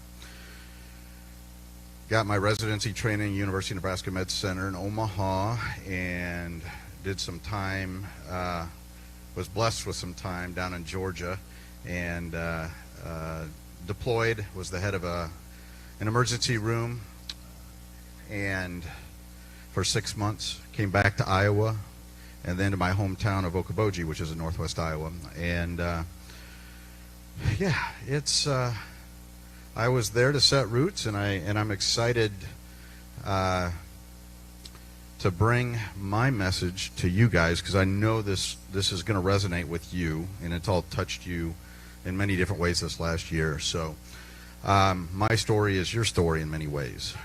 So, small town hospital, Northwest Iowa. It's Lakes Regional Hospital, and we are connected with the Avera health system. And my clinic that I work for is with Avera, which is a strong presence in the upper Midwest here in the Plain States. Been there 3 years, and COVID came along, and a lot of truths came to the forefront. Some things in my life that I always thought were there and I wasn't sure about, and I've always chosen to take that narrow path. And it's been a struggle, but a good struggle. Corporate medicine, COVID-19, converged this year, one and the same in many ways. I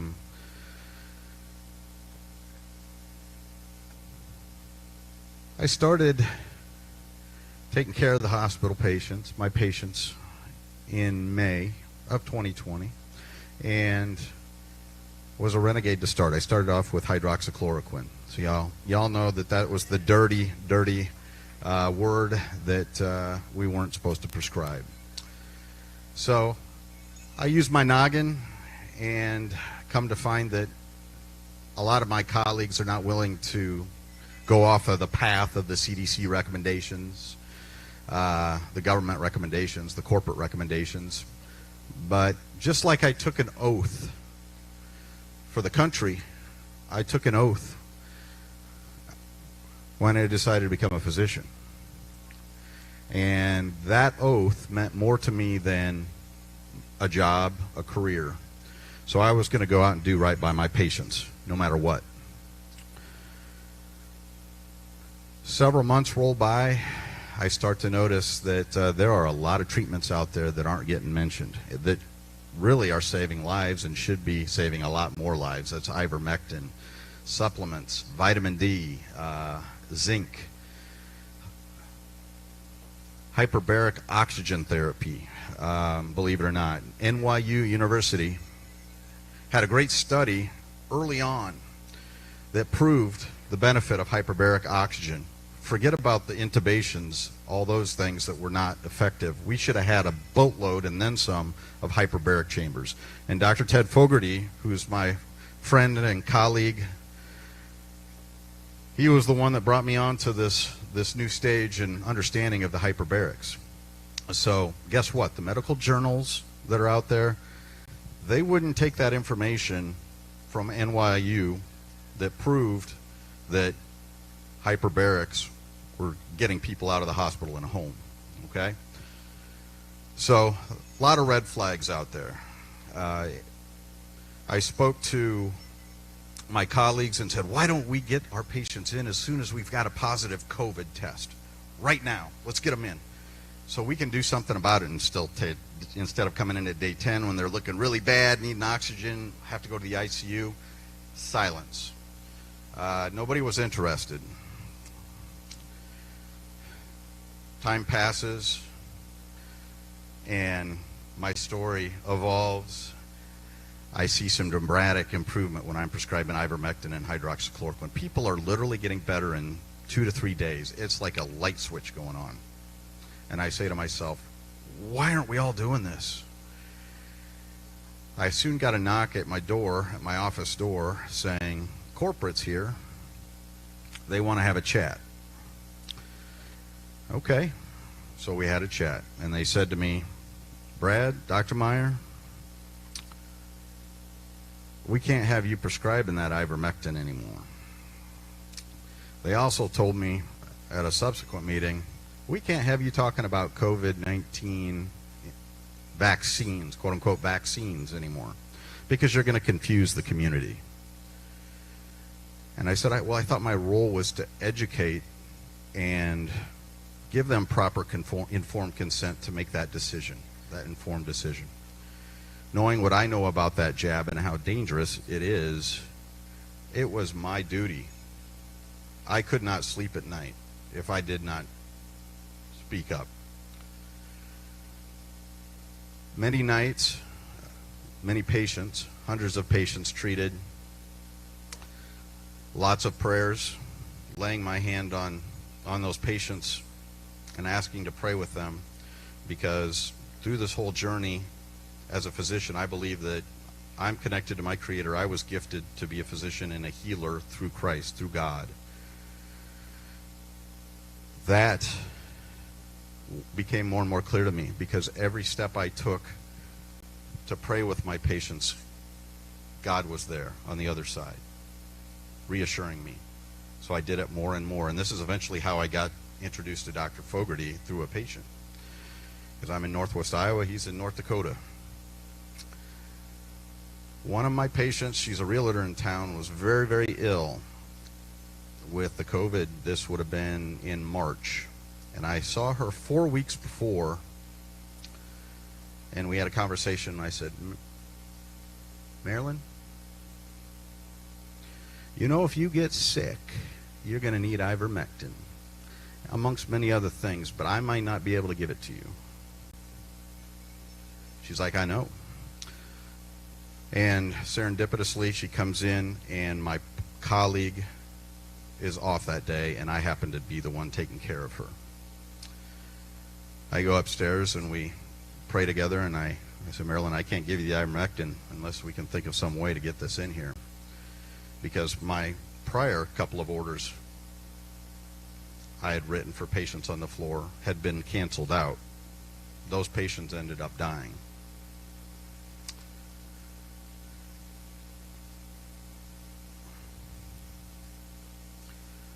So we said some prayers, and I said, Lord, find me a window here.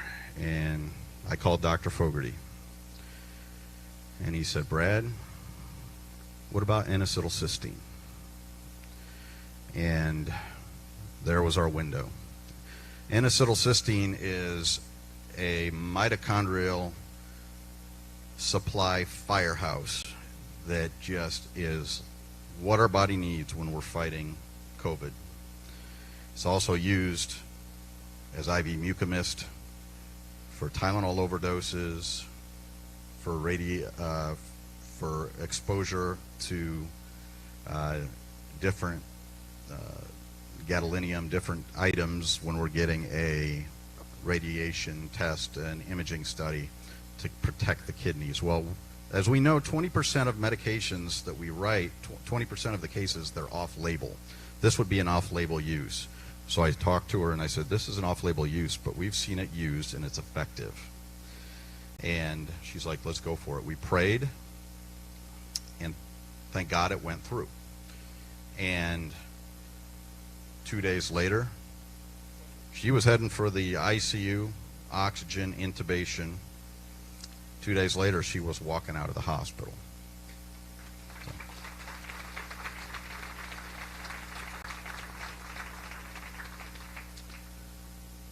Monday rolls around, and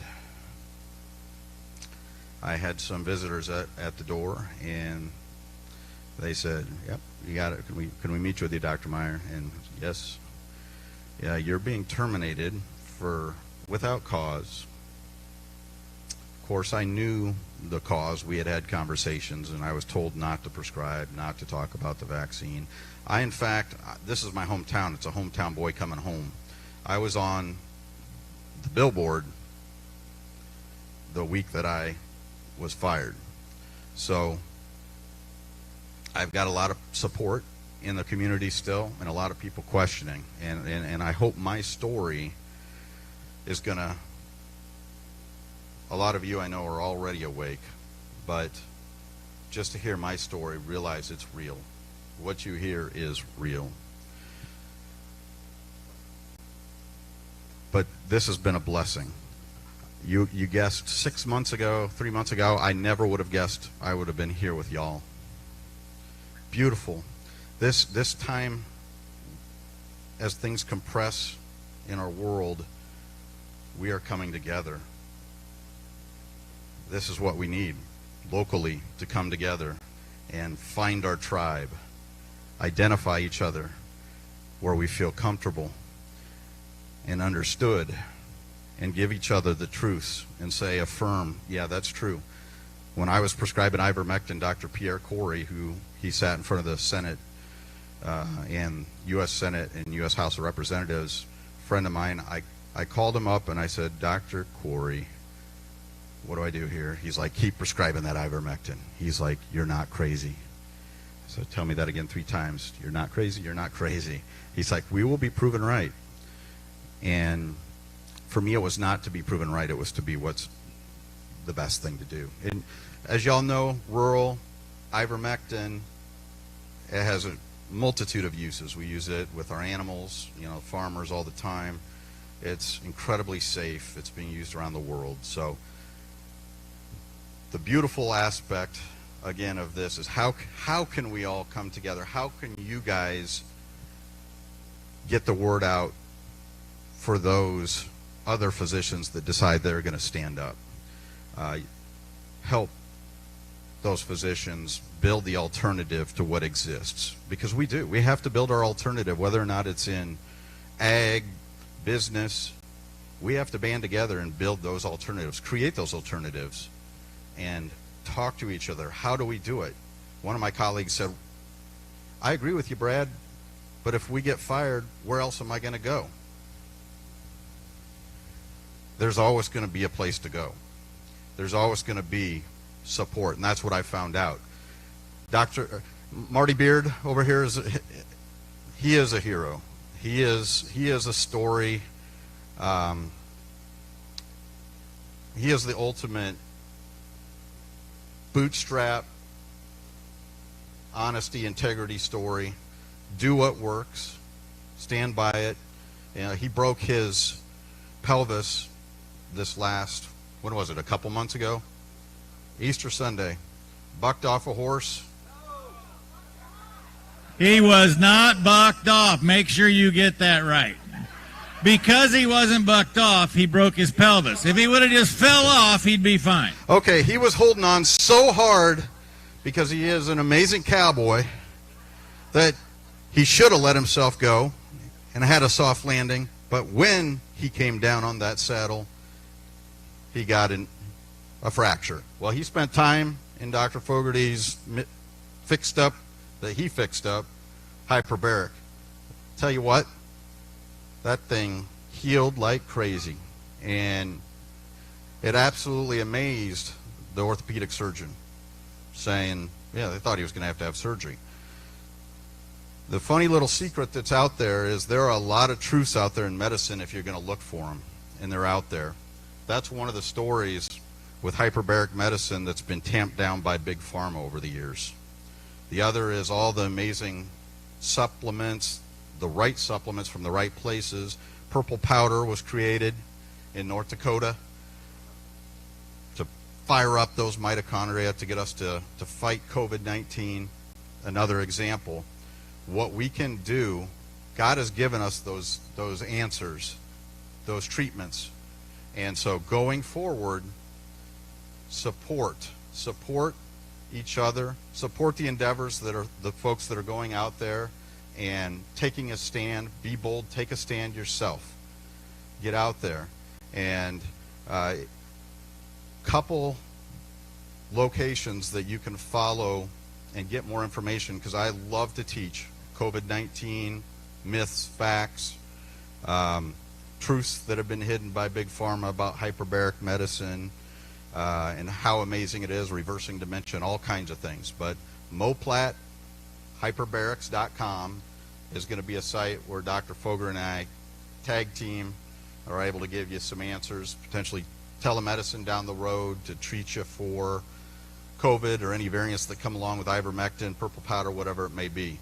We want to get these hyperbarics out to people because this is an answer for COVID coming again in the fall, amongst many other amazing things that the hyperbarics can do. So this is where God turns a kind of a story of like, woo, the unexpected, and this is a way to make something beautiful out of that and bring the true health and wellness that exists but's been dampened down. Bring it to y'all. We want to bring that to y'all. We want to bring, there's hope out there. There are answers.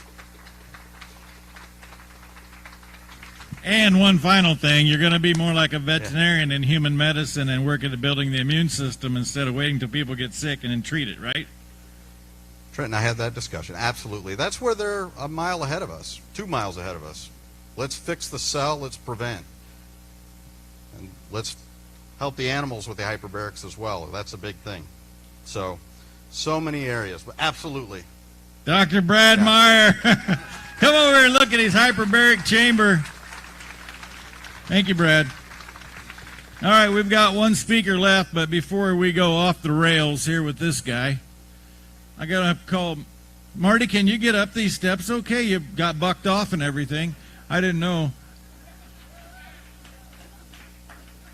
We need to do one more thing before we bring Kevin Jenkins up here, and that is that we're only able to stand here and continue to talk about how we regain that freedom at the ultimate level because for 245 years, men and women in the United States military have been willing to say, pick me, I want to risk my life.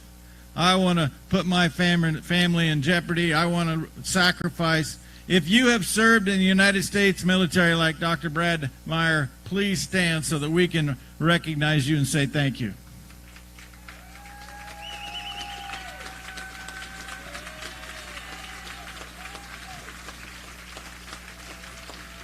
And one other entity that I want to stand is that I have learned through the All-American Beef Battalion that the sacrifice extends to the entire family, not just those that are serving. So if you're a family support system that's had a family member while you're at home served in our nation's military, please stand up so we can say thank you to the family unit. Thank you so much. One more thing from the Marty Beard. Well, we all know that we would not be able to gather here if it wasn't for our veterans. And those veterans started way back when this country did. And we often ask ourselves, how do we honor the veterans? One thing you can do, when you see a veteran with their cap, you can go up and thank them for your freedom. Don't walk by a veteran without thanking him for his freedom. You can also honor him with the Wall of Honor right here. You can get those old pictures out that you have in your basement of like my great uncle Albert, who died in Saipan, of my good friend Jim Sherman. You can also just go up and shake their hand, and I want to honor a veteran right now, a good friend of mine. Him and I spent a lot of miles looking at the backside of a cow riding. And that good friend of mine is Tom Maher. And I just want to shake his hand and give him this because he's a Marine, a proud Marine. And I'm going to thank one of the best friends that I have.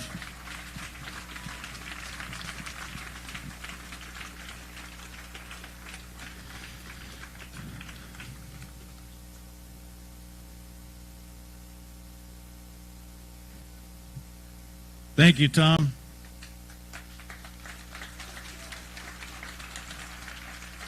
I'm sure glad Marty said the south end of those cows instead of what I thought he was going to say for a moment.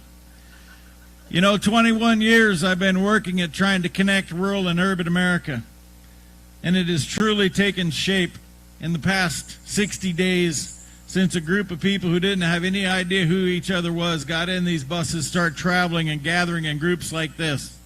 And I would have never guessed I would have found such a common bond with someone who grew up in Newark, New Jersey, but now we are partners forever in getting the truth told and making sure that people understand that we are all in this together and that we are going to continue to forge ahead. Ladies and gentlemen, the founder of the Urban Health Alliance, Kevin Jenkins.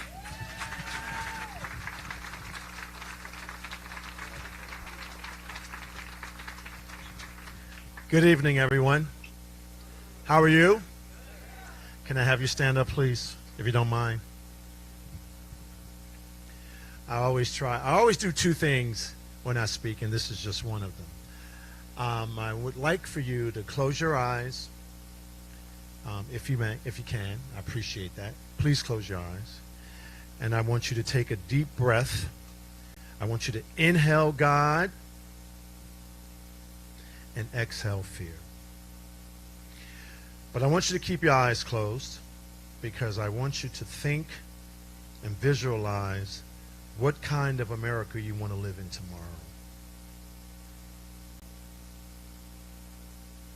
Thank you. I do that because this has been a challenging year for all of us. We know what the year's been about, you know, closing our schools, putting the mask of shame on our children, trapping us in the fear, destroying our businesses, destroying our livelihoods, the government abandoning us, the church closing up and zooming in Jesus and then opening up and taking the devil's money. We all know what this year was about. We know that our government tells us every day they're working on our behalf, but we know they're not. We know that what they have planned for us is pretty frightening. They're going to be able to control our banking transactions. They're going to be able to control how we eat, how we love, how we breathe, how we love our family members. Some of our family members even died because of this. They didn't have to. Some of our family members committed suicide. God knows they didn't have to do that. Some of us have lost our faith. Some of us have lost our families because of what happened.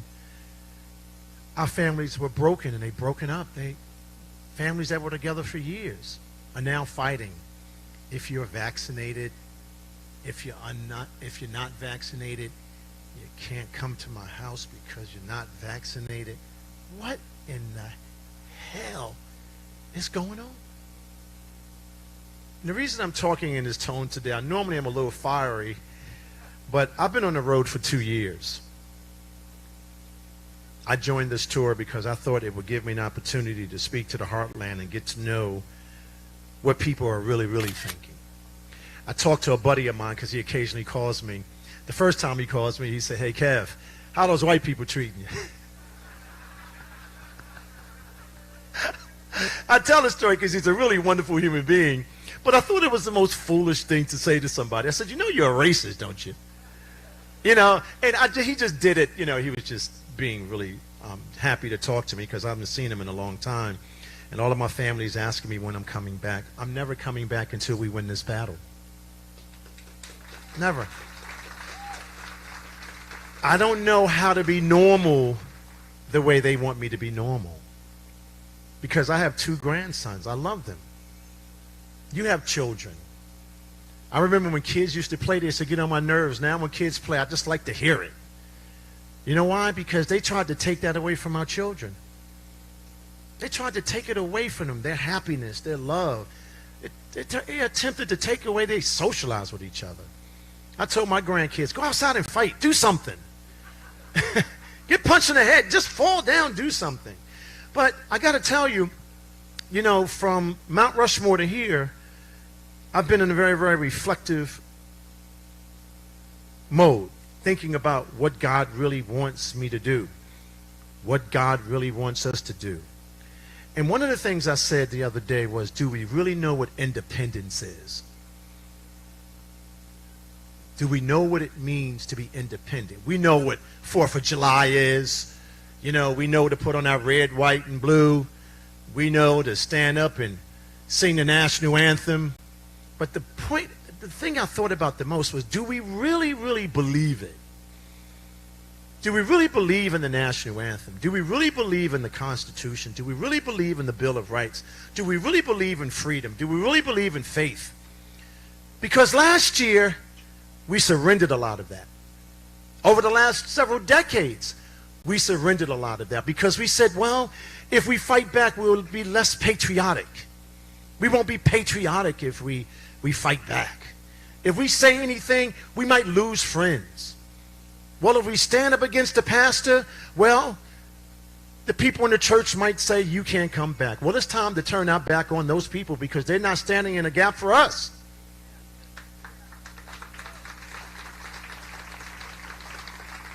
And you know, freedom, you know, is turned into this sexy word like black is now. You know, to be black is very sexy now, you know, I gotta tell you. You know, I could do anything right now. I could jump off this, you know, you just think about how ridiculous it's all become. Now everybody's concerned about me being black. Trent, what color am I, Trent? That's right, say it again. That's right, and that's my point. That I am an American. I'm not a Jewish American, I'm not a black American, I'm not a Greek American. I am American.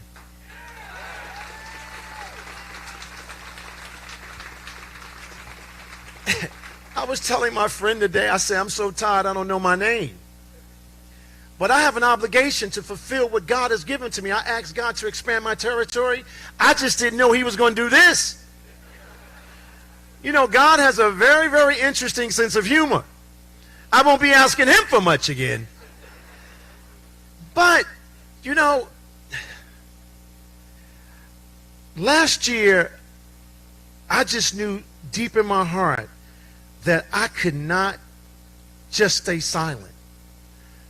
And normally I would, because in my business, in my family's business, I always played the background guy. When they saw me come in the room, they said, oh, we got a problem. But I got to tell you something. All of you in this audience, everyone in the back there, you're my new tribe. Because I understand your problems. Because I have the same problems. Government encroachment.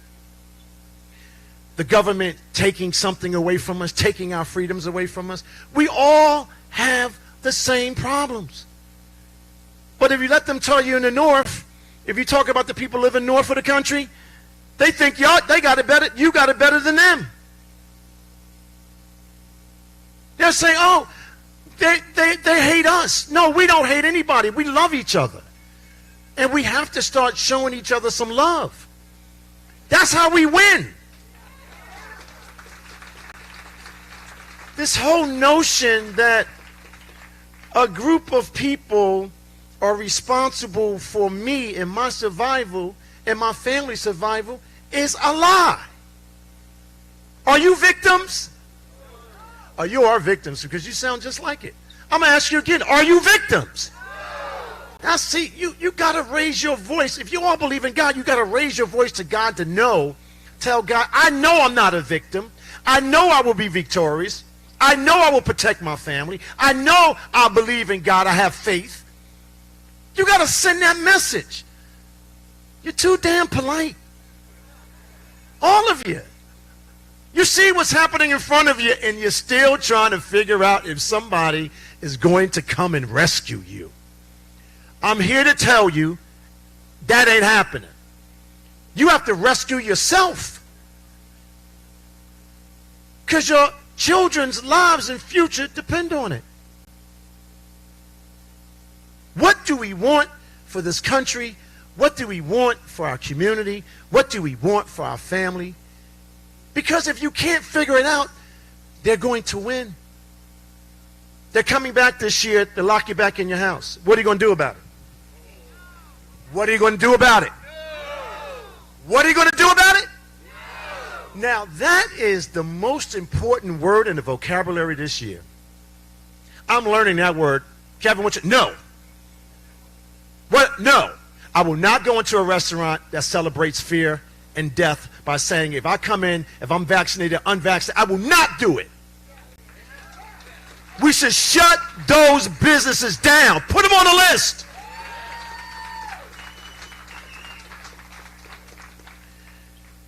I will not send my grandchildren to a school that teaches them to hate.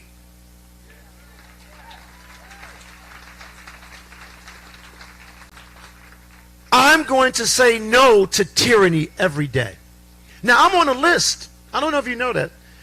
I'm on a list. I can't figure it out.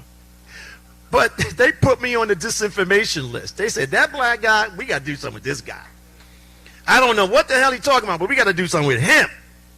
Now, they put me on this list, and they said that I am responsible with 11 others of controlling 62% of what you think. I'm telling you what to do.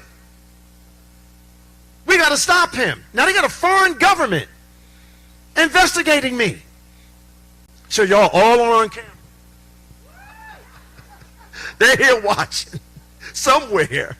But here's the deal. They can only do that when we don't stand up for our human rights. That's how they get away with it. Because they'll say, oh, if it's happening to Kevin, it's not happening to me.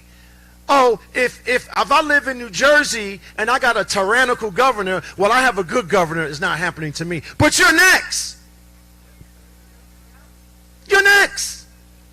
And you actually believe you're not. You're next.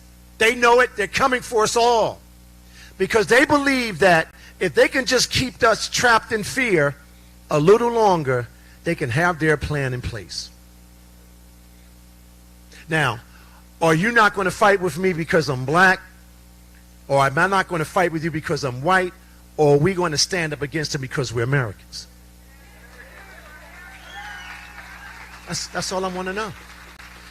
See, because some of you go home at night, like we all do, and we cry and we ask God for forgiveness. We ask God for protection. We ask God for His grace and mercy to get us through these tough times. But these tough times are only happening because we never listened to God in the first place. And that is the truth. God was fashionable to us. Now, we better figure out God has the power to fight these people because it's right here in front of our faces. It's right here. Every time we breathe, they are one step away. Every time we pray, they right around the corner. Every time we look to the future, they say, you don't have your future because we're going to be your God. We're going to tell you what meat to eat. We're going to tell you how to love your wife and your daughter and your children. We're going to tell you what to do, and we're going to mask you up, and we're going to take everything away from you. Because they know we're going to be too damn polite. So my message is real simple. We have to come together as a human family. We have to start showing each other love. And we have to start taking action. It's time for us to take action. Enough talk. Talk is cheap. It's cheap. That's why they want to take our guns away from us. Somebody said to me, Kevin, you're a black guy. You believe in guns? I said, hell yeah. I'm a Second Amendment guy. What are you talking about? I mean, I don't understand what they think black people. I really am so confused about what people think about black people. I believe in ownership. I believe in family. I believe in God. I believe in this country. And I believe in that flag. Because you know why? It's my flag. Now, I'm going to tell you why that's so important. And I tell this story all the time. My body, my ancestors, my family, my community sacrificed for this flag, like we all have. I don't understand why anybody would turn their back on this flag when in every war, especially when I see black Americans turn their back on the flag, I get furious because they know nothing about American history. They know nothing about the black cowboy. They know nothing about history. Because my ancestors sacrificed their body to protect this flag, irregardless of what happened to them when they came across the Atlantic. They still fought for it. And they still fight for it every day. So I took a picture with the flag wrapped around me. You got to just, ooh. Hey, I got a lot of calls about that. But, see, my mama, my daddy, my grandmother, my family gave me one gift. Freedom. They gave me one gift. To be an independent thinker. They gave me one gift. To have God courage. Because what's missing in this audience is that you've lost your ability to see God's face and find God's courage to fight back. Where is your God courage in this darkest moment? Where is it? We have to find it again. We have to grab it again. You know, everybody's always talking about taking out their sword, but we better take out our sword. And I mean that, Trent. Because they meet every day in the halls of power to figure out a way to trap us in perpetual poverty, trap us in perpetual fear. Trent talks about 30-30. Guess what? In my community, they don't need 30-30 because the government owns it anyway. The only thing they don't own is what I built. Now, the question is, what are we going to do about it? What are we going to do about it? Are we going to stay silent? Or are we going to use the race baiters, the race hustlers in America on both sides to trap us from not communicating with each other? I'm here. I'm standing right here at this moment, at this second, having a conversation with you. Because I'm a human being. That's why. I'm a human being. I'm a human being. And when people tell me I'm losing my friends, when people tell me, you know, what am I going to do? They were never your friends. We got a new tribe now. All of you probably know each other, but we got a bigger tribe. Every town I go into, I got new friends. Every town. So we got a new tribe now. So you're my new tribe. That's what this is about. Bridging the gap, building new relationships, finding truth, understanding how we love each other. People are out there sacrificing their lives for us, their careers for us, their families for us. So now it is a criminal to be an American. Are you aware of that? Are you aware of the fact that it's a criminal to be an American? It's a criminal to be patriotic. It's a criminal. You're a criminal if you say USA. You're a criminal at every level now because they want to now make us feel like we are the problem when they are the problem. So now you know all of you in this audience are terrorists. All of you back there, you're now terrorists. When we say pledge allegiance, you're a terrorist. You say we love God, we're terrorists. We love family, we're terrorists. We stand up against tyranny, we're terrorists. So to be an American for the first time in my lifetime, I am a terrorist. So guess what? They want to give me that title, fine. I'm a terrorist for God. I'm a terrorist for love. I'm a terrorist for family. I'm a terrorist for faith. I'm going to do anything in my power to make sure that they never take that away from us. So that's what they want to say? Fine. They want to say I'm anti-something. Well, I'm anti-anything that's against humanity. I'm anti-anything that's against God. I'm anti-anything that will put a mask of shame on my children and destroy them. I'm against it all. They want to say I'm a super spreader. I'm a super spreader for truth. Hello? Hello? So every time they throw something at me, I put it back on them. I put it right back on them. They call me Black American? Yeah, I am, but I am an American. So I got a critical race theory for you guys now. Because every time I say I don't know what the hell it is. But when y'all figure it out, y'all call me up. Because I'm quite sure there's a lot of people out there trying to figure it out, and I still don't know what it is. But I do know one thing, that all of us in this space, this special moment, this special time, the breeze in the air. I heard it was hot here a couple of days. I wish it stayed hot again today. Because I'm cold. But guess what? That's what sacrifice is about. See, when you're tired, that means the devil is trying to get you, and you got to get up, and you got to keep pushing. So my critical race theory is real simple. I am no longer going to call you my white friend, my Jewish friend, my Greek friend, my Buddha friend, whatever. I'm not going to identify any human being that way anymore. I'm going to identify you as my brother and my sister. I'm going to identify you by your first name. I'm not going to say all of us together have the power to change this world. Because we forgot about why we are here. We forgot about how your founding fathers came here to build a new life. How my ancestors came at the bottom of a ship across the Atlantic to come here and still help to build this country. I'm here fighting for all of it. Every last bit of it.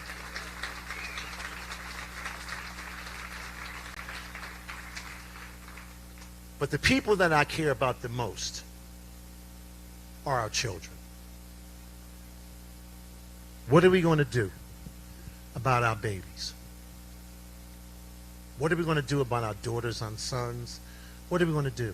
They're coming for them. They are coming for our babies. They are going to destroy our children because we haven't found enough God courage to say, hell no. Did you understand what I'm saying to you? Every time I look at a child now, it's different for me. Because I'm like, wait a minute. They turned our schools into factories of death. Our hospitals now are coding us for something that we don't have and that we can actually, we have an immune system to fight. This doctor, my friend, he lost his job for standing up for us. What are we going to do about that? What are we going to do about that? There's so many people like him out there that are now, they're saying that he's the problem. But you know what? They get away with it because we don't stand up for him. We got to stand up for that young man. We got to stand up for his truth. He has a family out here. I think that's his wife over there. Come here for a second. I want people to see what this is about. Come up here, please. I don't want to put you on the spot. Come here. Give me your hand. This is a mother. She's standing by her husband. She's standing up for her kids. And I'm going to stand up for her. Thank you. Thank you. Give me a hug. See, I want you to put a face on it. He's home trying to take care of his family. And they got a target on his back. Like they got a target on your back. Thank you, sweetheart. Now, I gave you the bad news and the good news. Because all of these people on this bus, I call them, they're the new disciples. You know, those are freedom buses. You know, when I was growing up, My grandparents, I was born in 1963. Those buses used to pull up into those places that were full of hate just to get a meal, right? And they said they couldn't eat because they were black. Now let me tell you what they're doing to us now. They're saying none of us have value. They're saying all of you are done. You can't go into that store. You can't go into that church. You can't go up the street because we have power over you. So that freedom bus that's going through the country, we're bringing the good news. Sometimes it's good, sometimes it's bad. But we're bringing the good news. So my dream for this country, my hope for this country is that we can find hope, we can start to begin to love each other, and we can take action to protect our body sovereignty. That we can protect our humanity. That we can protect our families. So everybody please stand up. Thank you. Now I do this now. This is probably one of the things I do outside of the first phase, the last phase, because I always want to know I'm talking to human beings. Because everybody always asks me, Kevin, what are you going to talk about today? Guys, I have no idea. Because sometimes you just got to let God speak to you. This is not about being a celebrity. This is not about being an entertainer. This is about finding God in your soul, finding your God courage to do something to change the world. So I want everybody to hug each other before I go. Thank you very much. That's what I'm talking about. That's what I'm talking about. That's what I'm talking about. That is what I'm talking about. See how beautiful that is? Do you guys understand how beautiful it is to be able to touch another soul, touch another person, to breathe fresh air? Do you understand how important that is? And let me tell you why I'm saying that. Because they tried to steal it away from us, take it away from us last year, and we almost let them do it. When you saw your friend in the supermarket, you did like this. When you got in the car, you were like this. They knew what they were doing. But now, okay, who's going to pay for it? Who's going to pay for the suicide? Who's going to pay for the lost wages? Who's going to pay for the brokenness? Who's going to pay for it? No, they are. Who's going to pay for it? Who's going to pay for it? I love all of you. Bye-bye. Kevin Jenkins. Thank you, North Dakota, for taking this entire movement to a new level. Thank you for being the embodiment of how we go forward and reminding you that it is one nation under God, putting people above politics. Arise, USA 2021, faith, family, and freedom. God bless North Dakota and Karen Staley for taking us home right now.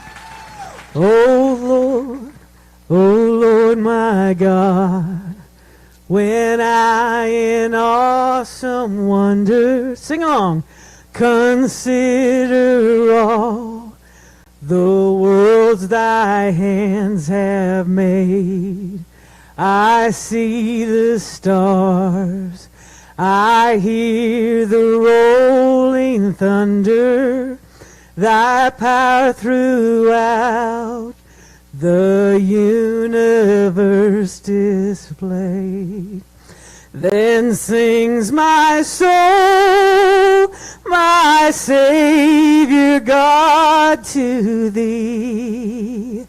How great thou art, how great thou art. Then sings my soul, my Savior God, to thee. How great thou art, how great thou art. That's who goes before you. Goodbye.